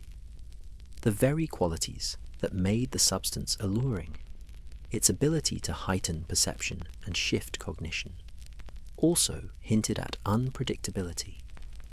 The controlled experiments of the clinics and the ritualized consumption in salons had insulated it from social alarm. Fascination, however, invited imagination, and imagination has a tendency to escape containment. Class and privilege continued to mediate this transition. The curiosity that was permissible for educated, cultured participants could be read as danger in less supervised contexts. Fascination among the elite was interpreted as sophistication. Curiosity among the uninitiated might appear as recklessness. Cannabis, once safely framed as medicine or method, was now at the threshold of moral interpretation. It was still tolerated, but the margin for error had narrowed. Observers began to note that the same effects that inspired insight could, in other hands, invite suspicion. The cultural implications of fascination extended beyond the individual. As accounts of experience circulated, the substance acquired a narrative power. Cannabis became more than chemical or tool. It became symbol, metaphor, and muse. Intellectual fascination encouraged aesthetic engagement, artistic experimentation, and literary reflection. Yet, with this symbolic weight came vulnerability. The state, the public, and eventually the law might interpret fascination as disorder, as threat, or as corruption. For now, however, cannabis remained largely insulated. Fascination existed within controlled spaces, framed by knowledge, etiquette, and class. The substance had evolved beyond mere study, capturing the imagination of those who had the privilege to understand it. Its allure was quiet, subtle, and provisional, an invitation to explore the mind without fear, a delicate balance between insight and indulgence. But every fascination carries the seed of concern, and the very qualities that made cannabis captivating ensured that it would not remain beyond scrutiny forever. For decades, cannabis had existed in France as a matter of observation and measured indulgence, confined to pharmacies, hospitals, and carefully curated salons. Its presence was largely invisible to the general populace, acknowledged in technical journals or whispered among intellectual circles. Yet, as is often the case with substances that capture curiosity, privacy proved temporary. By the mid-19th century, public awareness of cannabis began to emerge, carried on subtle currents of conversation, anecdote, and literature, shifting its identity from a clinical curiosity to a phenomenon observed beyond the confines of elite society. The first indications of this awareness were quiet and fragmentary. References appeared in newspapers, often in the context of colonial reports from North Africa, where cannabis use was widespread and culturally integrated. These accounts, though factual, carried an implicit intrigue. Readers glimpsed practices previously foreign, practices that suggested altered perception, ritualized preparation, and subtle pleasures unknown in their immediate environment. Even distant observation carries fascination. The French public began to learn that cannabis existed, and that it could alter the mind in ways previously unexamined. Literary circles played a critical role in amplifying awareness. Writers and journalists, some of whom had themselves partaken in salons or medical experimentation, described experiences with measured flourish. They wrote of altered moods, vivid imagery, and the elastic quality of time, framing these effects as intellectual or aesthetic, rather than recreational. Yet, even in careful accounts, curiosity alone could excite attention. Readers began to understand that cannabis was not solely a medicinal agent, but also a catalyst for altered experience, an idea that carried with it both appeal and apprehension. Public awareness was also fostered by the expansion of medicine itself, as psychiatric study and pharmacology entered more institutions.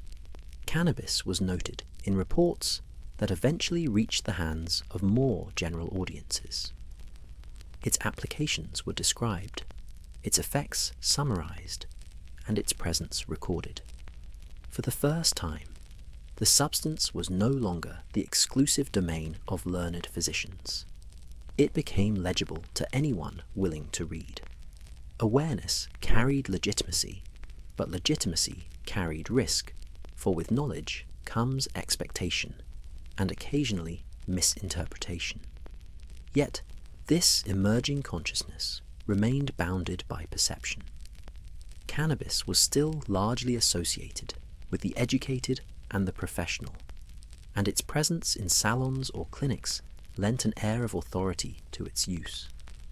The general public could learn of its existence without experiencing it directly, allowing fascination to coexist with restraint. The substance remained controlled in practice, even as its presence was noted in discourse. Still, the seeds of future anxiety were planted. Public awareness introduced possibility. People began to imagine cannabis in contexts beyond the salons, in households, among labourers, in the streets. What had been contained within carefully curated environments was now conceptually accessible to wider society. The very act of knowing that cannabis existed outside one's immediate experience began to erode the illusion of total containment. The state and medical authorities noticed, though cautiously. Observation became more formal. Journals circulated reports, and occasional public commentary arose. For the first time, there was recognition that cannabis might not remain confined to the spheres of privilege or study. Its reputation, hitherto stable and largely neutral, faced a subtle, nascent scrutiny. For now, cannabis remained in a liminal space, visible but controlled, known but not yet feared. Public awareness had emerged, yet panic had not. The substance existed in the interstice between fascination and regulation, between intellectual curiosity and societal recognition. It was a substance poised on the edge of scrutiny, still tolerated, still measured, still contained. But the boundaries that protected it had begun to thin. By the time cannabis began to reach broader notice in Parisian society, it carried with it a peculiar duality. It was both accepted and circumspect, admired for its potential, while quietly suspect in its implications. This uneasy respectability defined its position in mid-19th century France. Cannabis was tolerated, even occasionally praised, but always under conditions that reinforced social hierarchy, medical authority, and intellectual discipline. Its legitimacy depended less on the substance itself than on the structures surrounding it. Within salons, clinics, and apothecaries, cannabis was carefully framed. Doctors emphasized its medicinal applications. Intellectuals highlighted its capacity to sharpen perception, and pharmacists maintained meticulous records of its distribution. The substance was recognized as useful, even sophisticated, but this recognition was inseparable from the social and institutional scaffolding that contained it.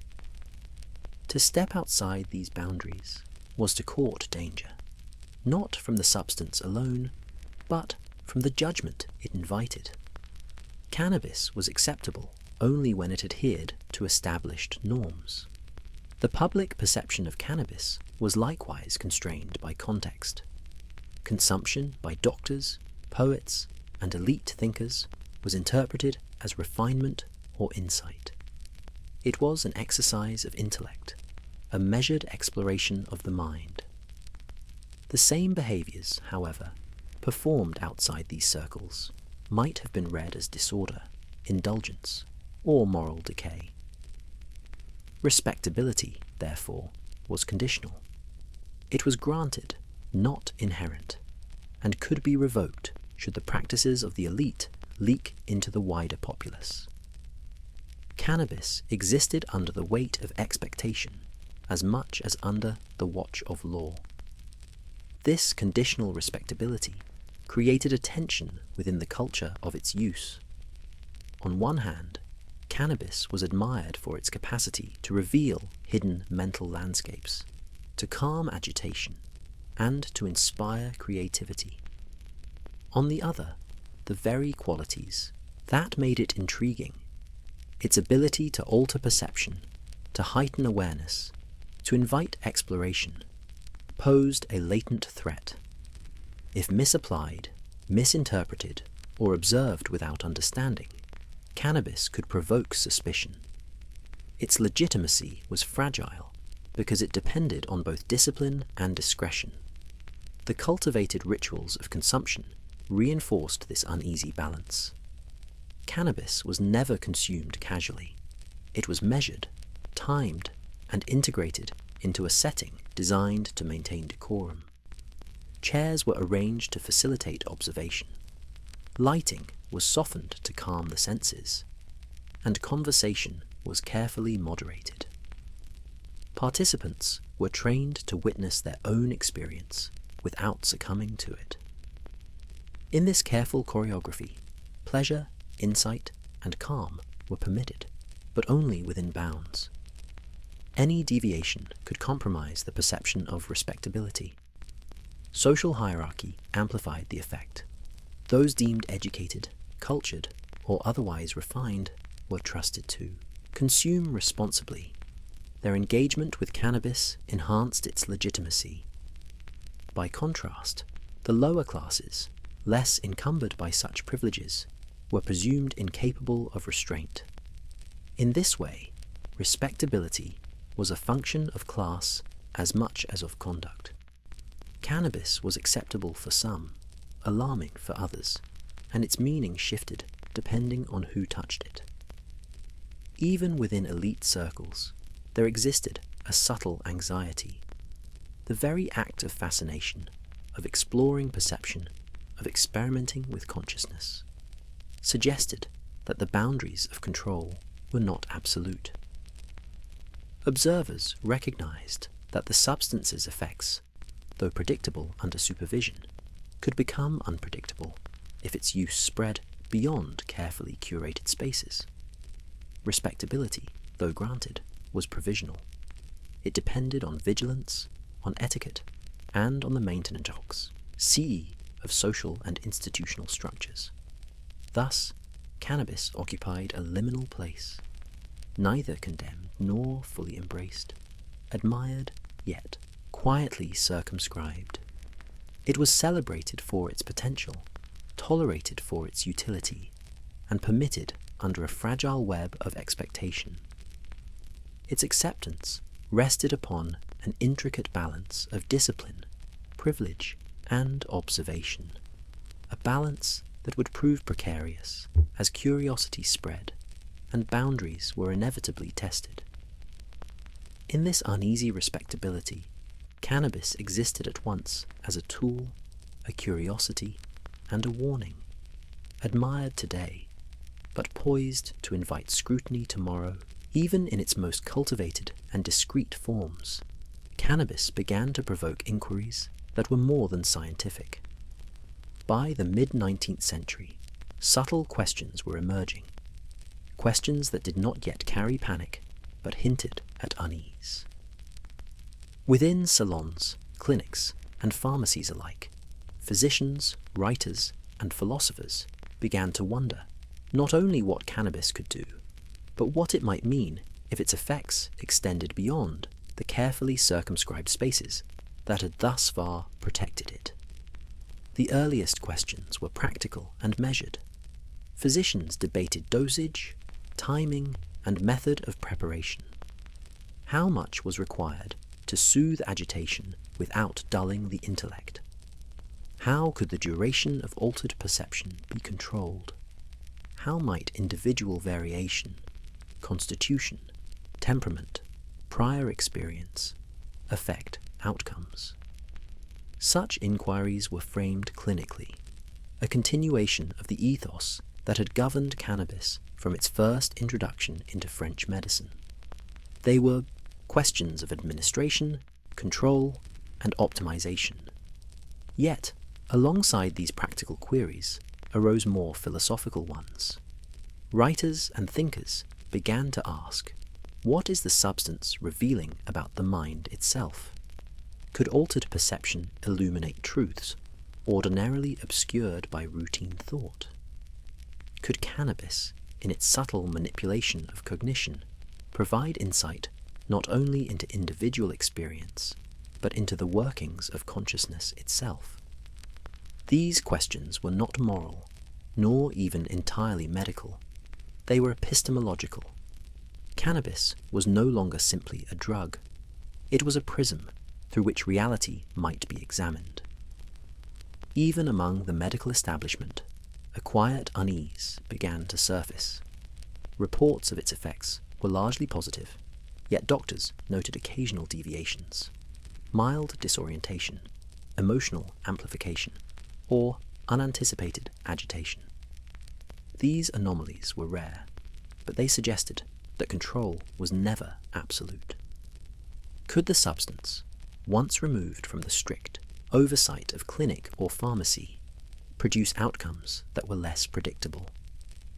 The question lingered unspoken, yet the recognition of possibility introduced a new dimension to the discourse. Social observers, too, began to weigh in.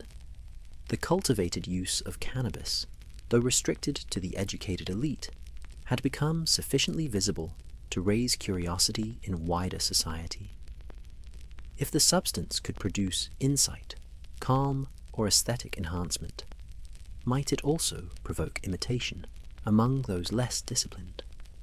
Would the perception of virtue and respectability suffice to contain desire when curiosity spread?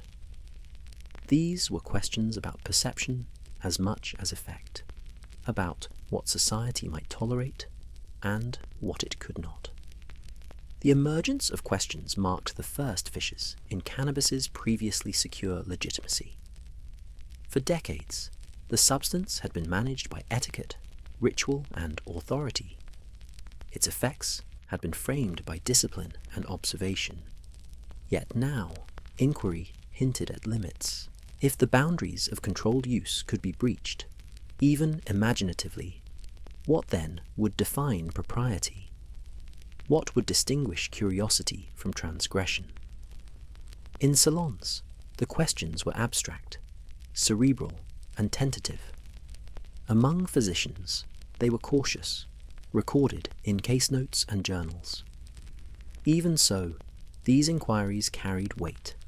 They acknowledged that cannabis, though historically contained, could not remain entirely neutral if human agency introduced variability.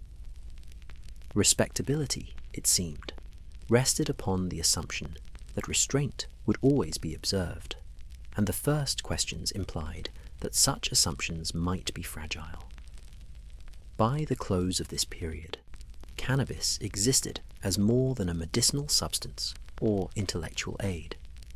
It had become a subject of speculation, a matter of contemplation, and a source of subtle anxiety.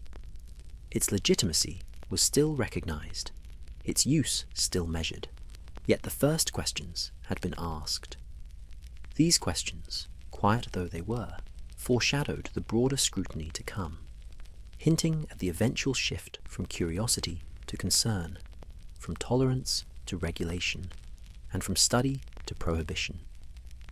In this nascent stage, the substance balanced delicately between observation and intrigue, insight and apprehension. The first questions had emerged, and with them the fragile realization that what was permitted under control might one day demand justification beyond the bounds of knowledge. For decades, cannabis had remained confined to spaces that were orderly, measured, and socially sanctioned. Within the quiet halls of pharmacies, the structured discipline of clinics, and the gaslit intimacy of salons, the substance could be observed, dosed, and interpreted without fear. But no system of containment is perfect, and by the latter half of the 19th century, cannabis began to cross a line, subtle at first, imperceptible to some, yet sufficient to unsettle the fragile balance that had preserved its legitimacy. The earliest signs of this breach were social rather than chemical. Where once cannabis had been the domain of doctors and intellectuals, it began to appear, through rumour and occasional indulgence, among circles less able to regulate themselves. Apprentices, servants, and artists of lower rank observed the practices of the elite and experimented, whether in imitation or curiosity. The careful rituals of preparation and consumption were rarely preserved outside their original context. Dosage was imprecise, timing haphazard, observation absent. Cannabis was no longer merely studied. It was experimented upon in the broader social sphere. This crossing of the social line introduced both fascination and apprehension. To the elite, there was alarm tempered by disbelief. A substance that had been harmless within controlled spaces now appeared in environments where oversight was minimal. Could pleasure remain decorous when ritual and etiquette were absent? Could altered perception be tolerated when class, education, and discipline no longer moderated it? Cannabis, previously respectable because of the social identity of its users, now risked association with impropriety. Public discourse began to reflect this unease, though initially in subdued tones.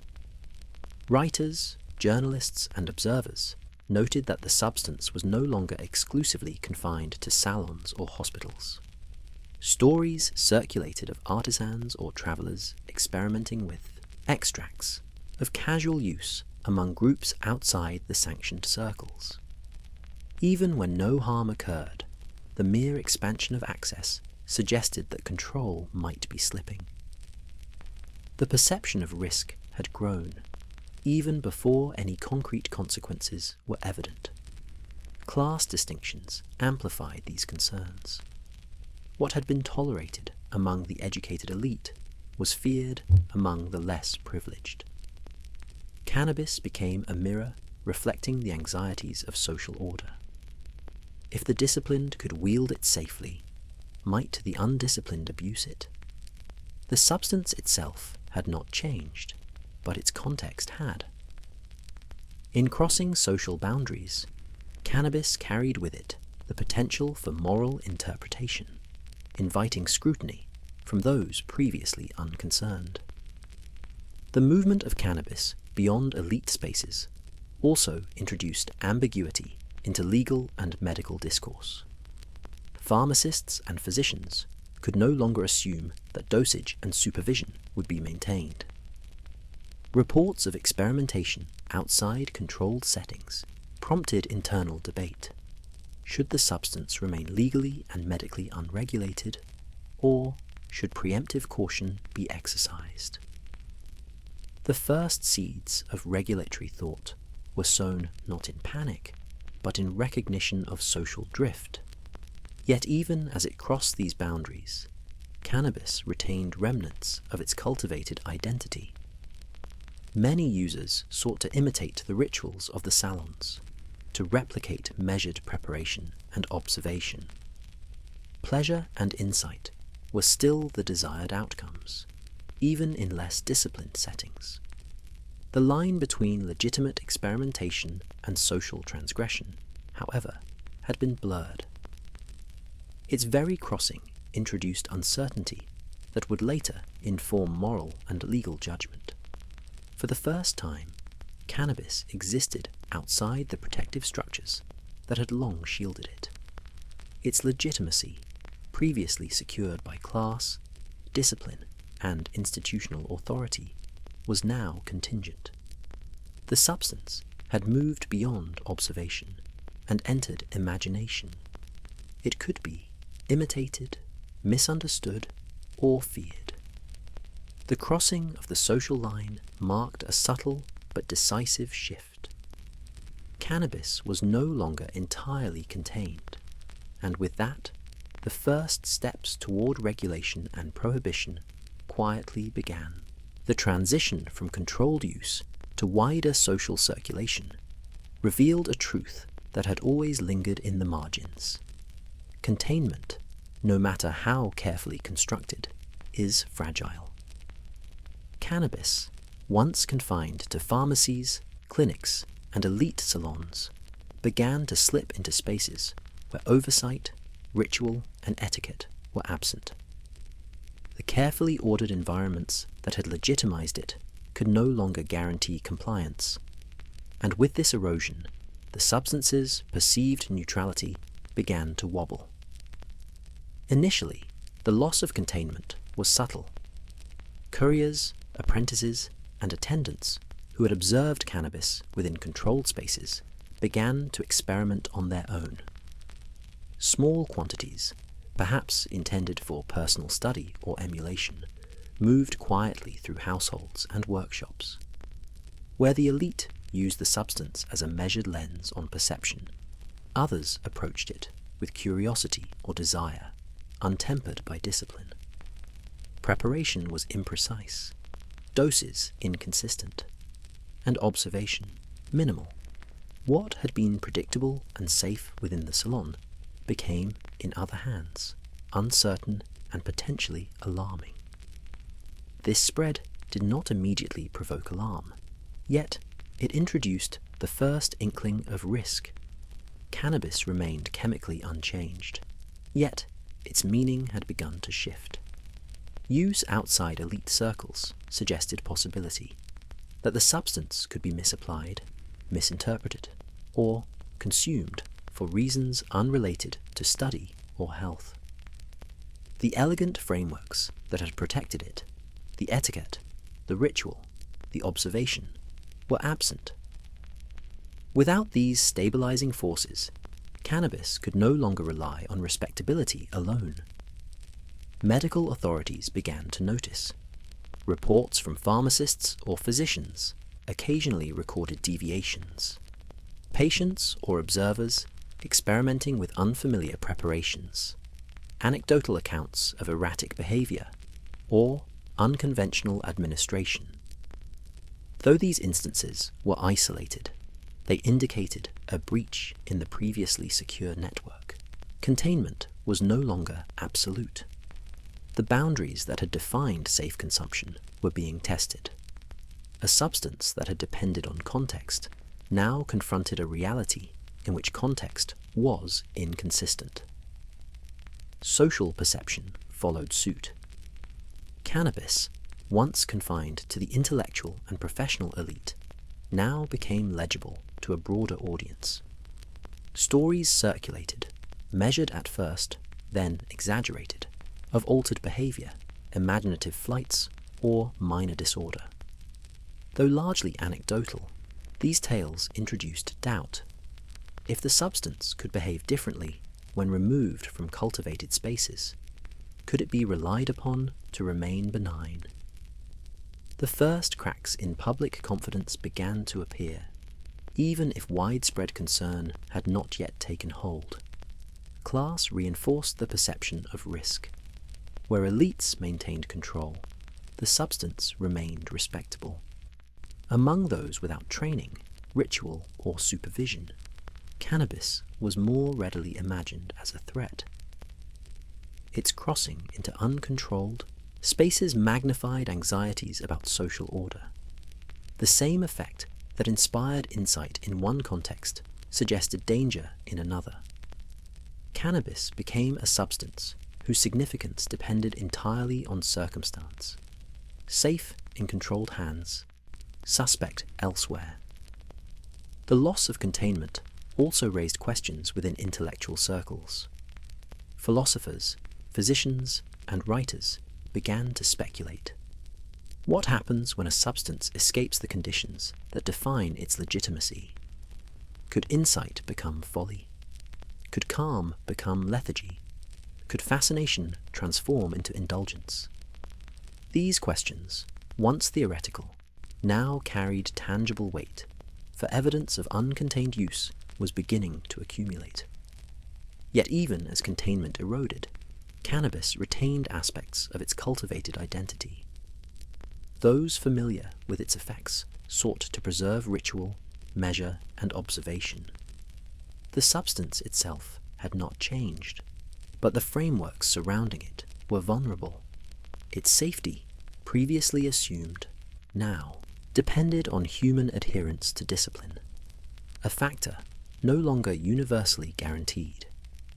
The loss of containment was thus both chemical and social.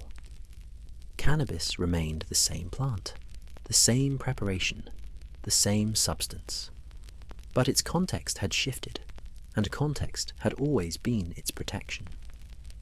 What had been study, measured and observed, now bordered on unpredictability.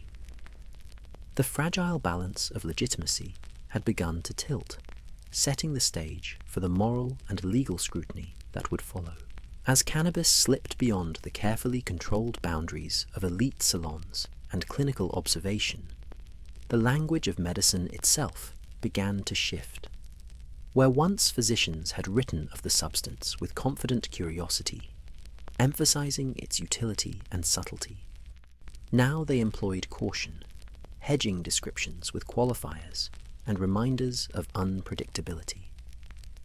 The controlled tone that had framed cannabis as an object of study gave way to a vocabulary imbued with restraint, suspicion, and implicit warning. Medical journals of the period began to reflect this change. Early reports, rich with precise measurements and detailed observations, had celebrated the ability of cannabis to induce calm, to modulate pain, and to reveal the inner workings of the mind. These accounts assumed a context in which authority, education, and etiquette governed the substance's use. Now, however, similar observations were accompanied by disclaimers. Authors noted the variability of effect, the potential for individual differences, and the necessity of supervision. Language, previously neutral and technical, adopted a tone that suggested both admiration and vigilance. The careful framing of dosage became central to these discussions. Physicians repeatedly emphasized that only precise administration could ensure safety. Slight deviations, more than a few grains, too rapid an ingestion, or irregular preparation, might produce agitation, disorientation, or emotional volatility. The very qualities that had made cannabis useful in controlled contexts were now invoked as reasons for caution. What had once been considered manageable was presented as manageable only under strict conditions, and only for those trained to administer and observe it. This cautious language extended beyond technical instruction. Essays and articles began to consider the broader social implications of cannabis use, albeit in subtle terms. References to emerging patterns of consumption outside elite circles, among apprentices, students, or colonial observers, were tempered with concern. Physicians recognized that the effects they had studied under supervision might manifest unpredictably when rituals and authority were absent. Terms like habit, dependence, and variability began to appear more frequently, signaling a nascent awareness that containment could not be assumed indefinitely. Even within elite spaces, medical authors acknowledged the limitations of observation. Cannabis, while generally benign when measured and supervised, carried a spectrum of potential outcomes. Emotional amplification, distorted perception, and mental fatigue could arise even under careful administration. These possibilities, though rarely realized in practice, were now catalogued alongside effects that had previously been described unqualifiedly. Caution became embedded in language, a reflection of both the substance's inherent unpredictability and the social instability into which it had begun to seep. Colonial reports further complicated the discourse. Physicians returning from North Africa or the Middle East described widespread use in contexts beyond medical supervision. Their observations, once exotic and distant, now entered metropolitan journals, illustrating that cannabis could function outside structured environments. The language surrounding these accounts combined ethnography with clinical concern, subtly reinforcing the idea that context defined safety. By the close of this period, the medical narrative of cannabis had become dualistic. On one hand, the substance remained valued for its capacity to soothe, to calm, and to inspire controlled exploration. On the other, it was increasingly presented as fragile, contingent upon restraint and expertise. Neutrality no longer sufficed. Every description carried an implicit admonition that misuse, inattention, or deviation from prescribed ritual could carry consequence. In short, cannabis had entered a period of linguistic containment, even as its physical containment was eroding. The tone of medical writing reflected unease without hysteria, surveillance without prohibition. Words became instruments of subtle control, shaping perception and signaling responsibility. Caution replaced casual confidence, and the cultivated respectability that had protected the substance began to strain under the weight of emerging scrutiny. The language of medicine was now preparing society for the possibility that curiosity, once safe, could invite concern. For much of its early history in France, cannabis had been framed as a means to an end, a tool to soothe, calm, and clarify the mind and body. Within pharmacies, clinics, and salons, it was an instrument of intervention, administered carefully under the watchful eye of authority. Yet, as its use spread beyond these controlled environments, and as public awareness grew, a subtle transformation began. The substance, once a quiet agent of relief, began to acquire the qualities of menace. Cannabis was no longer perceived solely in terms of treatment. It was increasingly described in terms of potential threat. This shift was gradual, almost imperceptible at first. Observers noted that while the majority of uses produced calm, insight, or creative enhancement, occasional deviations could not be ignored. The same qualities that enabled mental exploration, heightened perception, altered temporality, emotional amplification, also carried the possibility of instability. A mind unprepared or unsupervised might experience confusion, restlessness, or agitation. The controlled clarity observed in elite circles could dissolve into unpredictability elsewhere, and what had been permissible under discipline now demanded vigilance. Medical discourse reflected this emerging perception. Journals that had previously emphasized dosage and observation now introduced language suggesting caution and potential risk. Terms such as variability, sensitivity, and habit formation appeared alongside descriptions of therapeutic effect. Cannabis, while still a tool for alleviation, was now framed as contingent, effective only when used under supervision, measured in quantity, and contained within structured environments. Outside these confines, its use could be considered suspect, if not outright dangerous. The perception of threat was amplified by social and class considerations. Elite participants, educated and accustomed to restraint, could wield cannabis without apparent consequence. Yet, its adoption by lower status groups, apprentices, laborers, and casual experimenters, introduced anxieties about disorder, moral decay, and impropriety. What had once been an intellectual aid was increasingly imagined as a catalyst for social instability. The substance itself had not changed. The threat resided in its context.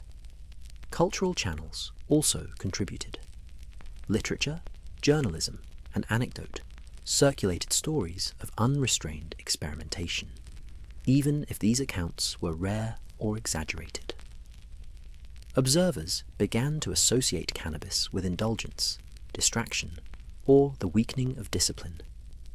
Where it had once been admired for subtlety, it was now feared for its capacity to alter thought without guidance. The narrative of treatment was being supplanted, piece by piece, by the narrative of danger. Colonial experiences reinforced this perception.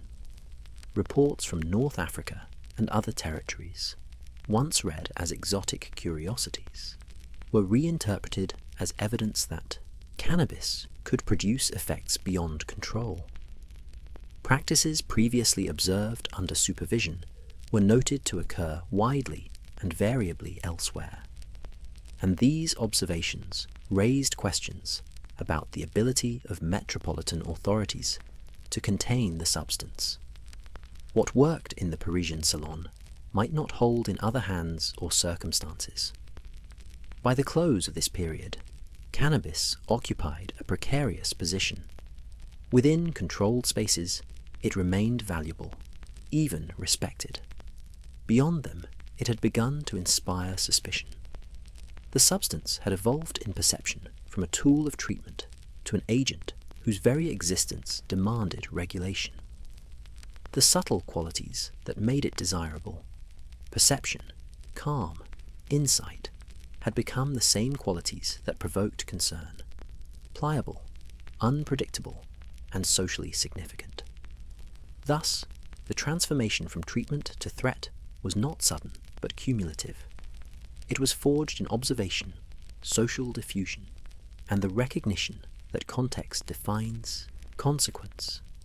Cannabis, once neutral under the gaze of authority, was now emerging as something that might challenge that authority, hinting at the necessity for boundaries enforced not merely by etiquette or intellect, but by law itself. As cannabis drifted further from the controlled spaces of salons and clinics into the broader awareness of French society, the way it was spoken about began to shift. Words that had once been reserved for medical observation, dosage, effect, perception, now found companions of a darker hue. Writers, physicians, and journalists, subtly influenced by social anxiety and moral imagination, began to describe the substance not merely in terms of use, but in terms of consequence. Cannabis was increasingly framed within a language of decay. This linguistic shift was gradual, like the faint darkening of a sky before a storm. Early accounts emphasized insight, calm, and therapeutic benefit, framing cannabis as a controlled agent. Yet, as reports circulated of experimentation beyond elite circles, the same substance was imagined differently. Descriptions of altered consciousness, once considered a tool for reflection, were now recast as evidence of moral or mental frailty. Where perception had been a window to the mind, it became a door to weakness, a gateway by which order could slip. The language employed to describe cannabis grew more moralized, yet remained indirect. Words like habit, dependency, and imprudence began to accompany clinical reports, hinting at social and psychological risk. It was not yet a criminal narrative, but it was a cautionary one. The substance itself was not inherently evil. Rather, it was capable of revealing vulnerabilities, and society was becoming attentive to those vulnerabilities. Cannabis, once neutral, had acquired symbolic weight. Class and authority mediated the deployment of this language. Among the educated elite, use continued to be framed as disciplined, intentional, and constructive. Outside these circles, however, imagination filled in the blanks. Observers presumed that where etiquette, training, and ritual were absent, consumption might lead to disorder. Cannabis became a marker, however, subtly of social judgment, acceptable in the hands of those deemed capable, dangerous in the hands of the unprepared. Language both reflected and reinforced these hierarchies. The press and literary commentary contributed to the amplification of this discourse. Articles that referenced cannabis, even in ostensibly neutral terms, increasingly emphasized the potential for alteration, deviation, or indulgence. Narratives were formed in which the substance was no longer simply a means of treatment or insight, but a catalyst for decline. The physiological effects, mild disorientation, emotional amplification, altered perception, were reframed as signs of fragility or susceptibility. In this framing, the plant itself became a symbol of potential moral and mental collapse. Colonial experience reinforced the emerging narrative. Physicians returning from North Africa or India reported widespread and unsupervised use. What had been tolerable under careful observation at home appeared in distant contexts as pervasive, unsupervised, and potentially corrupting. French audiences, already attentive to moral order, began to read these accounts as cautionary tales. A substance, benign in moderation, capable of disruption when discipline was absent. By the end of this phase, cannabis was no longer a neutral presence in discourse. It had been incorporated into a vocabulary of caution and decay. The qualities that had once made it desirable, its subtle influence, its capacity to alter perception, were now precisely those cited as reasons for concern. What had been a tool of the mind and a medicine of moderation was beginning to acquire a reputation as a harbinger of instability. The language of decay, though still tempered and indirect, signaled a critical shift. Cannabis had moved from study to suspicion, from fascination to forewarning. Words now carried weight beyond description. They carried judgment, anticipation of harm, and social expectation. The subtle framing, cultivated over decades of measured use, was beginning to unravel. What had been tolerated under observation was now poised to be interrogated, controlled, and ultimately restricted. In the quiet evolution of discourse, cannabis was learning its first lessons in prohibition. Even as cannabis circulated quietly among Parisian physicians and intellectuals, its reputation was increasingly shaped by reports from the colonies, distant lands whose practices now echoed back to metropolitan France with unanticipated force. Physicians, administrators, and travellers returned from North Africa, India, and other territories, carrying observations of widespread cannabis use, its role in ritual, its integration into daily life, and its consumption beyond the bounds of supervision. These accounts, once considered exotic curiosities, began to influence perception at home, subtly undermining the fragile legitimacy that had sustained the substance in controlled French spaces. In colonial contexts, cannabis was often observed as ordinary. Its preparation, whether in powders, infusions, or smoked form, was ritualized, but it was rarely restricted to elite or professional circles. It served multiple functions: alleviating pain, easing labor, moderating emotion, even inspiring reflection, and its use was embedded in cultural and social practice. When these reports reached France, they introduced a tension between admiration for the utility of the substance and anxiety over its accessibility. What was manageable within elite Parisian salons could be wildly, unpredictably employed elsewhere. The very universality of cannabis in colonial life hinted at a potential for disorder when removed from carefully constructed frameworks of control. Medical journals and academic publications began to reflect this unease. Reports described users who consumed cannabis habitually, in quantities exceeding those recommended in France, and in social contexts where supervision was minimal.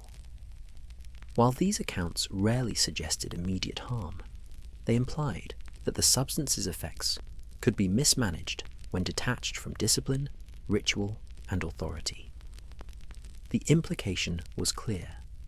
Cannabis's safety was conditional, and context determined outcome as much as chemistry. This awareness spread beyond medicine. Intellectuals and journalists, ever attuned to the exotic and the curious, circulated anecdotes and essays describing colonial practices. While some framed these uses as anthropological interest, others hinted at moral concern. The perception of cannabis as benign, measured, and respectable within elite circles was contrasted against the potential for unrestrained use abroad. Even when no harm occurred, the mere knowledge of widespread, unsupervised consumption introduced anxiety. If the disciplined and educated could navigate the substance safely, what of those without instruction, training, or social sanction?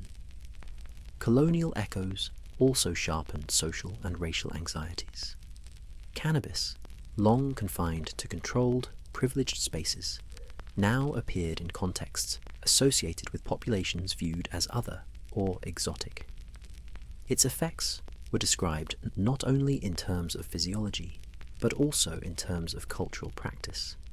And this framing reinforced the notion that containment was fragile. The safety once presumed under Parisian supervision could not be assumed when the substance crossed borders, geographic, social, or moral. Even for those most familiar with cannabis in metropolitan France, these colonial reports were unsettling. They forced acknowledgement that the substance's perception was not inherent, but socially constructed. Its legitimacy depended on privilege, ritual, and observation. Remove these protections, and the same plant that inspired insight could appear as indulgence, recklessness, or threat.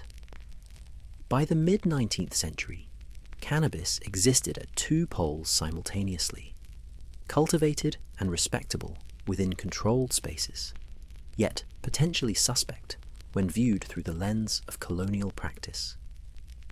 The echoes from distant lands began to shape metropolitan thought, revealing that legitimacy was provisional and contingent.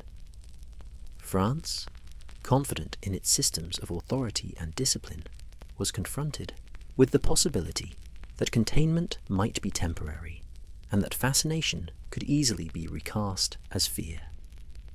Thus, cannabis began to straddle worlds, the ordered, rational, and disciplined, and the untamed, widespread, and culturally contextualized. The knowledge of its expansive use abroad planted seeds of anxiety at home, signaling the first step toward a shift from measured curiosity to cautious scrutiny. Colonial echoes had arrived, and with them came the understanding that France's fragile tolerance could no longer be assumed permanent. By the late 19th century, cannabis in France had reached a delicate juncture. Its presence was no longer confined to pharmacies, hospitals, and elite salons. Awareness had spread, fascination had grown, and colonial echoes had reached home to remind authorities that the substance was not universally disciplined. In response, French society, particularly its institutions of medicine, law, and social governance, began to turn attention to control. Not the substance itself, for its chemical nature had remained unchanged, but the human curiosity that drove its use. Control, in this context, was less a matter of prohibition than of management. Physicians emphasized supervision, dosage, and ritualized consumption. Pharmacists monitored distribution, meticulously recording transactions, prescriptions, and client identities. Intellectuals who had once celebrated experimentation began to frame it more cautiously, acknowledging the potential for misuse when curiosity exceeded preparation. Every aspect of use became an opportunity to reinforce boundaries, to assert authority over both the substance and those who sought it. This focus on control reflected a growing recognition that curiosity could itself be destabilizing. Cannabis was no longer merely a tool for pain, sleep, or intellectual insight. It was a catalyst for exploration of consciousness, imagination, and perception. Such exploration, while fascinating, carried potential risks. Without restraint, the very experiences that were celebrated within salons, heightened sensation, altered time, expanded reflection, could become disorienting or disruptive. Authorities understood that managing curiosity was as crucial as managing dosage. The mind's engagement with cannabis demanded supervision as much as its ingestion did. Social stratification reinforced the mechanisms of control. Those of education, privilege, and social standing were assumed capable of exercising discretion.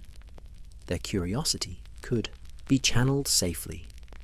Those outside these circles, however, were considered more vulnerable, less able to navigate the subtleties of perception without guidance. Institutions of medicine and governance collaborated, whether implicitly or explicitly, to ensure that curiosity remained bounded by class, authority, and etiquette. Cannabis's perceived safety depended on who exercised it as much as how it was prepared. The cultivation of curiosity itself became an object of regulation. Instruction, ritual, and etiquette were emphasized as essential components of use. Observers were advised not merely to measure substance, but to frame experience, to set time, lighting, and conversation in ways that reinforced moderation. Social structures were enlisted to guide behavior, ensuring that fascination did not spill into impropriety. Cannabis, in this sense, was not simply controlled chemically, but socially, its legitimacy reinforced by context as much as by content. Even within elite circles, control required constant vigilance. Writers and philosophers noted that fascination could lead to imitation, misapplication, or excess. The boundaries that preserved respectability, measurement, ritual, supervision, had to be maintained, lest curiosity evolve into risk. Control was less about prohibition than about cultivating awareness of limitation, the careful alignment of desire, intellect, and restraint. Colonial experience reinforced the need for vigilance. Reports of unsupervised use abroad suggested that curiosity, left unchecked, could proliferate beyond institutional oversight. These examples, read in Paris, confirmed that the substance itself was not inherently dangerous, but that the management of human behavior was fragile. Legitimacy depended not on chemistry, but on culture, on the ability to channel curiosity without allowing it to overflow. In essence, control over cannabis had become control over curiosity itself. The substance's safety was inseparable from the social, intellectual, and medical structures surrounding it. Observation, ritual, class, and etiquette were enlisted to ensure that fascination remained productive, that insight remained disciplined, and that pleasure did not transgress into disorder. For the first time, French authorities recognized that curiosity could be as consequential as the substance it pursued. Cannabis, once measured solely for effect, was now measured for intent. For decades, the discourse surrounding cannabis in France had been dominated by observation, experimentation, and careful study. Physicians measured its effects. Pharmacists controlled its distribution. Intellectuals examined perception under controlled conditions. The substance existed within a framework of authority and restraint, its legitimacy tied to class, ritual, and etiquette. Yet, as curiosity spread beyond these disciplined spaces, and as public awareness expanded, the protective veil of observation began to fail. Where science once sufficed to define its place, Law slowly began to replace study as the arbiter of legitimacy. The transition was gradual, subtle, and deliberate. Early discussions in medical journals had emphasized supervision, dosage, and context. Deviations from these norms were noted as cautionary exceptions, not grounds for regulation. But the accumulation of reports, cases of unregulated use, anecdotal accounts of misuse, and colonial observations of widespread consumption began to shift perception. Cannabis was no longer merely a subject for intellectual inquiry. It was increasingly imagined as a potential social hazard. Where previously study had controlled the substance, now law would intervene to contain the curiosity surrounding it. The language of legislation began to enter discourse long before formal statutes were drafted. Commentators, medical authorities, and social reformers employed terms that framed cannabis as a possible threat. Words like abuse, dependency, and excess appeared alongside earlier clinical descriptors, signaling that the substance could no longer be understood solely in terms of therapeutic effect. The shift was conceptual as well as linguistic. The question was no longer only how should cannabis be used, but increasingly who may use it and under what conditions. Study could describe outcomes. Law would dictate boundaries. Institutional authorities began to act on this principle. Pharmacists were instructed to monitor not merely quantities, but clientele, ensuring that access remained restricted to those deemed capable of responsible use. Physicians were urged to document effects rigorously, to note deviations and report patterns. The subtle shift was clear. Where previously knowledge had guided practice, now compliance would define legitimacy. Cannabis was increasingly governed by rules rather than observation, by regulation rather than study. Class, as always, mediated this process. Cannabis remained acceptable among the educated elite, whose engagement was presumed disciplined. But for the broader population, its legitimacy was called into question. What had been tolerated under controlled circumstances now demanded legal oversight to prevent imagined excess. Law became a mechanism not merely to regulate substance, but to enforce social hierarchy, to ensure that curiosity remained bounded by privilege, instruction, and authority. The transition from study to law also reflected a broader cultural anxiety. Cannabis's effects, previously admired as insight or calm, were now interpreted as unpredictable and potentially subversive. The recognition that curiosity could escape supervision catalyzed the movement toward regulation. Authority shifted from intellectual discourse to codified restriction. Scientific observation, once sufficient to secure legitimacy, could no longer guarantee containment. Legal frameworks were required to maintain social order, yet law replaced study cautiously at first. Regulations were modest, emphasizing documentation, restriction of access, and oversight rather than prohibition. Cannabis was still permitted, still acknowledged as a substance of value, but its administration was increasingly formalized. Study continued, but within the boundaries defined by legal authority rather than intellectual inquiry alone. Knowledge now operated under statute, and curiosity was no longer autonomous. By this stage, the balance had begun to tip. Cannabis existed not only as a chemical agent, but as a social and legal object. Its legitimacy was contingent on adherence to rules, and the frameworks of observation that had once protected it were being supplanted by frameworks of compliance.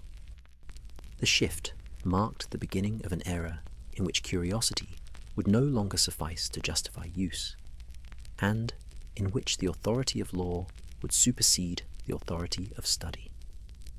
The substance itself remained unchanged, but its position in society had begun to transform irrevocably.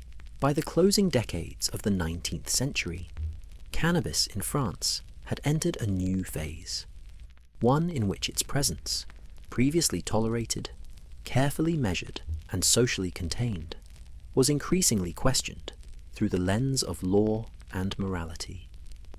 Where once physicians, philosophers, and pharmacists had governed the substance with study, etiquette, and observation, the emerging perception of risk now demanded legal sanction. Cannabis, once a tool of insight and calm, was being redefined as a potential threat, and with that redefinition came the first formal seeds of illegality. The process was incremental, almost imperceptible. Initial regulations did not seek to ban the substance outright. They aimed to control access, restrict distribution, and codify oversight. Pharmacists were instructed to maintain detailed records of transactions, to observe patterns of use, and to verify the identities of those permitted to receive preparations. Physicians were advised to note dosage, effects, and deviations with increasing diligence, ensuring that experimentation remained bounded within professional supervision. The law, at first, acted as an extension of study, a framework to preserve order rather than to punish. Yet the very presence of legislation altered perception. Where cannabis had once been neutral or even admired, the introduction of rules implied potential danger. To legislate is to suggest risk. The creation of boundaries, even modest ones, transformed public understanding. Cannabis was no longer merely a subject for curiosity or controlled experience. It was a substance that required authorization, and its use without sanction became, by definition, illicit. This subtle shift marked the conceptual birth of illegality, long before formal prohibitions would be codified. Social anxiety fueled this transformation. Reports of cannabis use outside elite or medical contexts, whether among artisans, apprentices, or travelers, exacerbated fears. The behaviors that had been tolerated when framed by education, ritual, and observation were now imagined as signs of disorder when performed by those outside these privileged circles. Cannabis's effects, perception altered, time distorted, emotion amplified, remained chemically unchanged, yet the social meaning of these effects had begun to tilt towards suspicion. What had been acceptable within structured contexts became questionable in less controlled hands. Colonial observations reinforced these concerns. Physicians returning from Algeria, India, and other territories described habitual use in daily life, often unmonitored and widespread. Practices that were ordinary abroad were now interpreted as evidence of potential social disruption at home. The knowledge that cannabis could function safely within elite, controlled environments did not alleviate the fear that it might provoke impropriety when that structure was absent.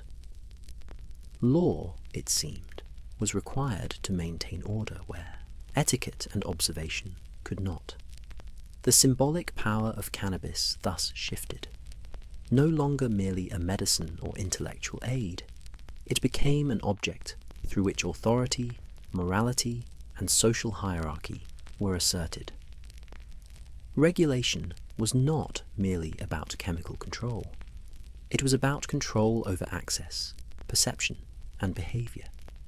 To consume without sanction was to transgress the boundaries of privilege, to act outside the sanctioned structures that had previously ensured legitimacy. Illegality was born not from inherent danger, but from social imagination and institutional vigilance. Yet this phase remained provisional. Cannabis was not yet universally criminalized. nor were penalties severe. The substance retained its presence in pharmacies and clinics, and elite use persisted under observation. But the conceptual shift was decisive. What had been tolerated under study was now acknowledged as potentially dangerous, contingent upon supervision, and liable to legal oversight. The birth of illegality was not marked by dramatic enforcement, but by the quiet transformation of perception, by the recognition that curiosity, once benign, could threaten order. Cannabis, chemically unchanged, had been redefined socially. Its journey from study to suspicion was now nearly complete, and the legal frameworks that would codify its prohibition were beginning to take shape. The subtle, gradual emergence of illegality marked the end of an era in which observation alone had sufficed, and the beginning of one in which control, enforcement, and moral scrutiny would dominate its narrative. By the close of the 19th century, cannabis had shifted from a subject of measured curiosity to a substance burdened with potential menace. What had once been studied, cultivated, and consumed under the careful watch of physicians, philosophers, and pharmacists was now increasingly scrutinized by the instruments of law and public opinion. The cultivated respectability that had protected the substance for decades could no longer be presumed sufficient. France, guided by social anxiety, institutional authority, and an emerging moral framework, began to recognize that there were boundaries it could not permit to be crossed, and cannabis had begun to approach them. The recognition was not born from inherent danger within the plant itself. Chemically, its properties had not changed. Its effects, mild sedation, altered perception, emotional amplification, remained consistent with the earlier observations of the Parisian elite. What had shifted was the social and cultural context. Curiosity, once safely confined to salons and clinics, had begun to extend beyond those boundaries. Reports of experimentation among apprentices, travellers, and colonial observers introduced uncertainty. What could be contained in privileged hands might be misused in others. The risk, though largely imagined, was sufficient to inspire action. France's concern centred on order. Authority, whether medical, social, or governmental, understood that containment required structure. Cannabis had been acceptable as long as its use could be framed, measured, and supervised. Yet, the diffusion of knowledge, the emulation of elite practices, and the subtle fascination that had emerged across society undermined the assumption of control. What had once been a tool for insight and calm now represented, in the eyes of observers, a potential threat to social stability. The state and its institutions recognized that certain freedoms, however alluring, could not be permitted to drift unchecked. The discourse surrounding cannabis had evolved accordingly. Medical language, once confident and clinical, had grown cautious, introducing qualifiers, warnings, and subtle moral undertones. Colonial observations reinforced suspicion, presenting examples of unsupervised use that challenged metropolitan assumptions of control. Literature, journalism, and social commentary increasingly framed cannabis in terms of potential harm, a substance whose subtle effects might erode discipline, inspire fascination without supervision, or propagate beyond the boundaries of privilege. Words once neutral now carried judgment. Class remained central to the calculus of tolerance. Those educated and disciplined could still use cannabis with relative impunity. Their curiosity was framed as study, insight, or refinement. For the broader population, however, consumption was imagined as dangerous, improper, or corrupting. Cannabis became not merely a chemical agent, but a symbol, a substance whose legitimacy depended entirely on who wielded it, how it was used, and under what supervision. Authority, privilege, and ritual were the measures that determined acceptability. By the century's end, France had reached a quiet but decisive conclusion. Some curiosity could not be permitted. The state and its institutions moved toward regulation and restriction, preparing the way for formal prohibition. Cannabis was no longer merely a subject of study or an instrument of insight. It had become an object to be contained, a potential threat to the structures of order that the nation valued. The tolerance of earlier decades, predicated on control and observation, was no longer sufficient. Thus, cannabis arrived at the threshold of illegality, its legitimacy transformed by context, perception, and social anxiety. What France could not allow was the freedom to experiment without oversight, the diffusion of curiosity beyond sanctioned spaces, and the possibility that the substance might operate outside the authority of the educated and disciplined. The plant itself had not changed, but the society around it had, and in that realization, the stage was set for the legal and moral frameworks that would, in the years to come, formally render cannabis forbidden, sealing the trajectory that had begun with study and fascination and ending in suspicion and control.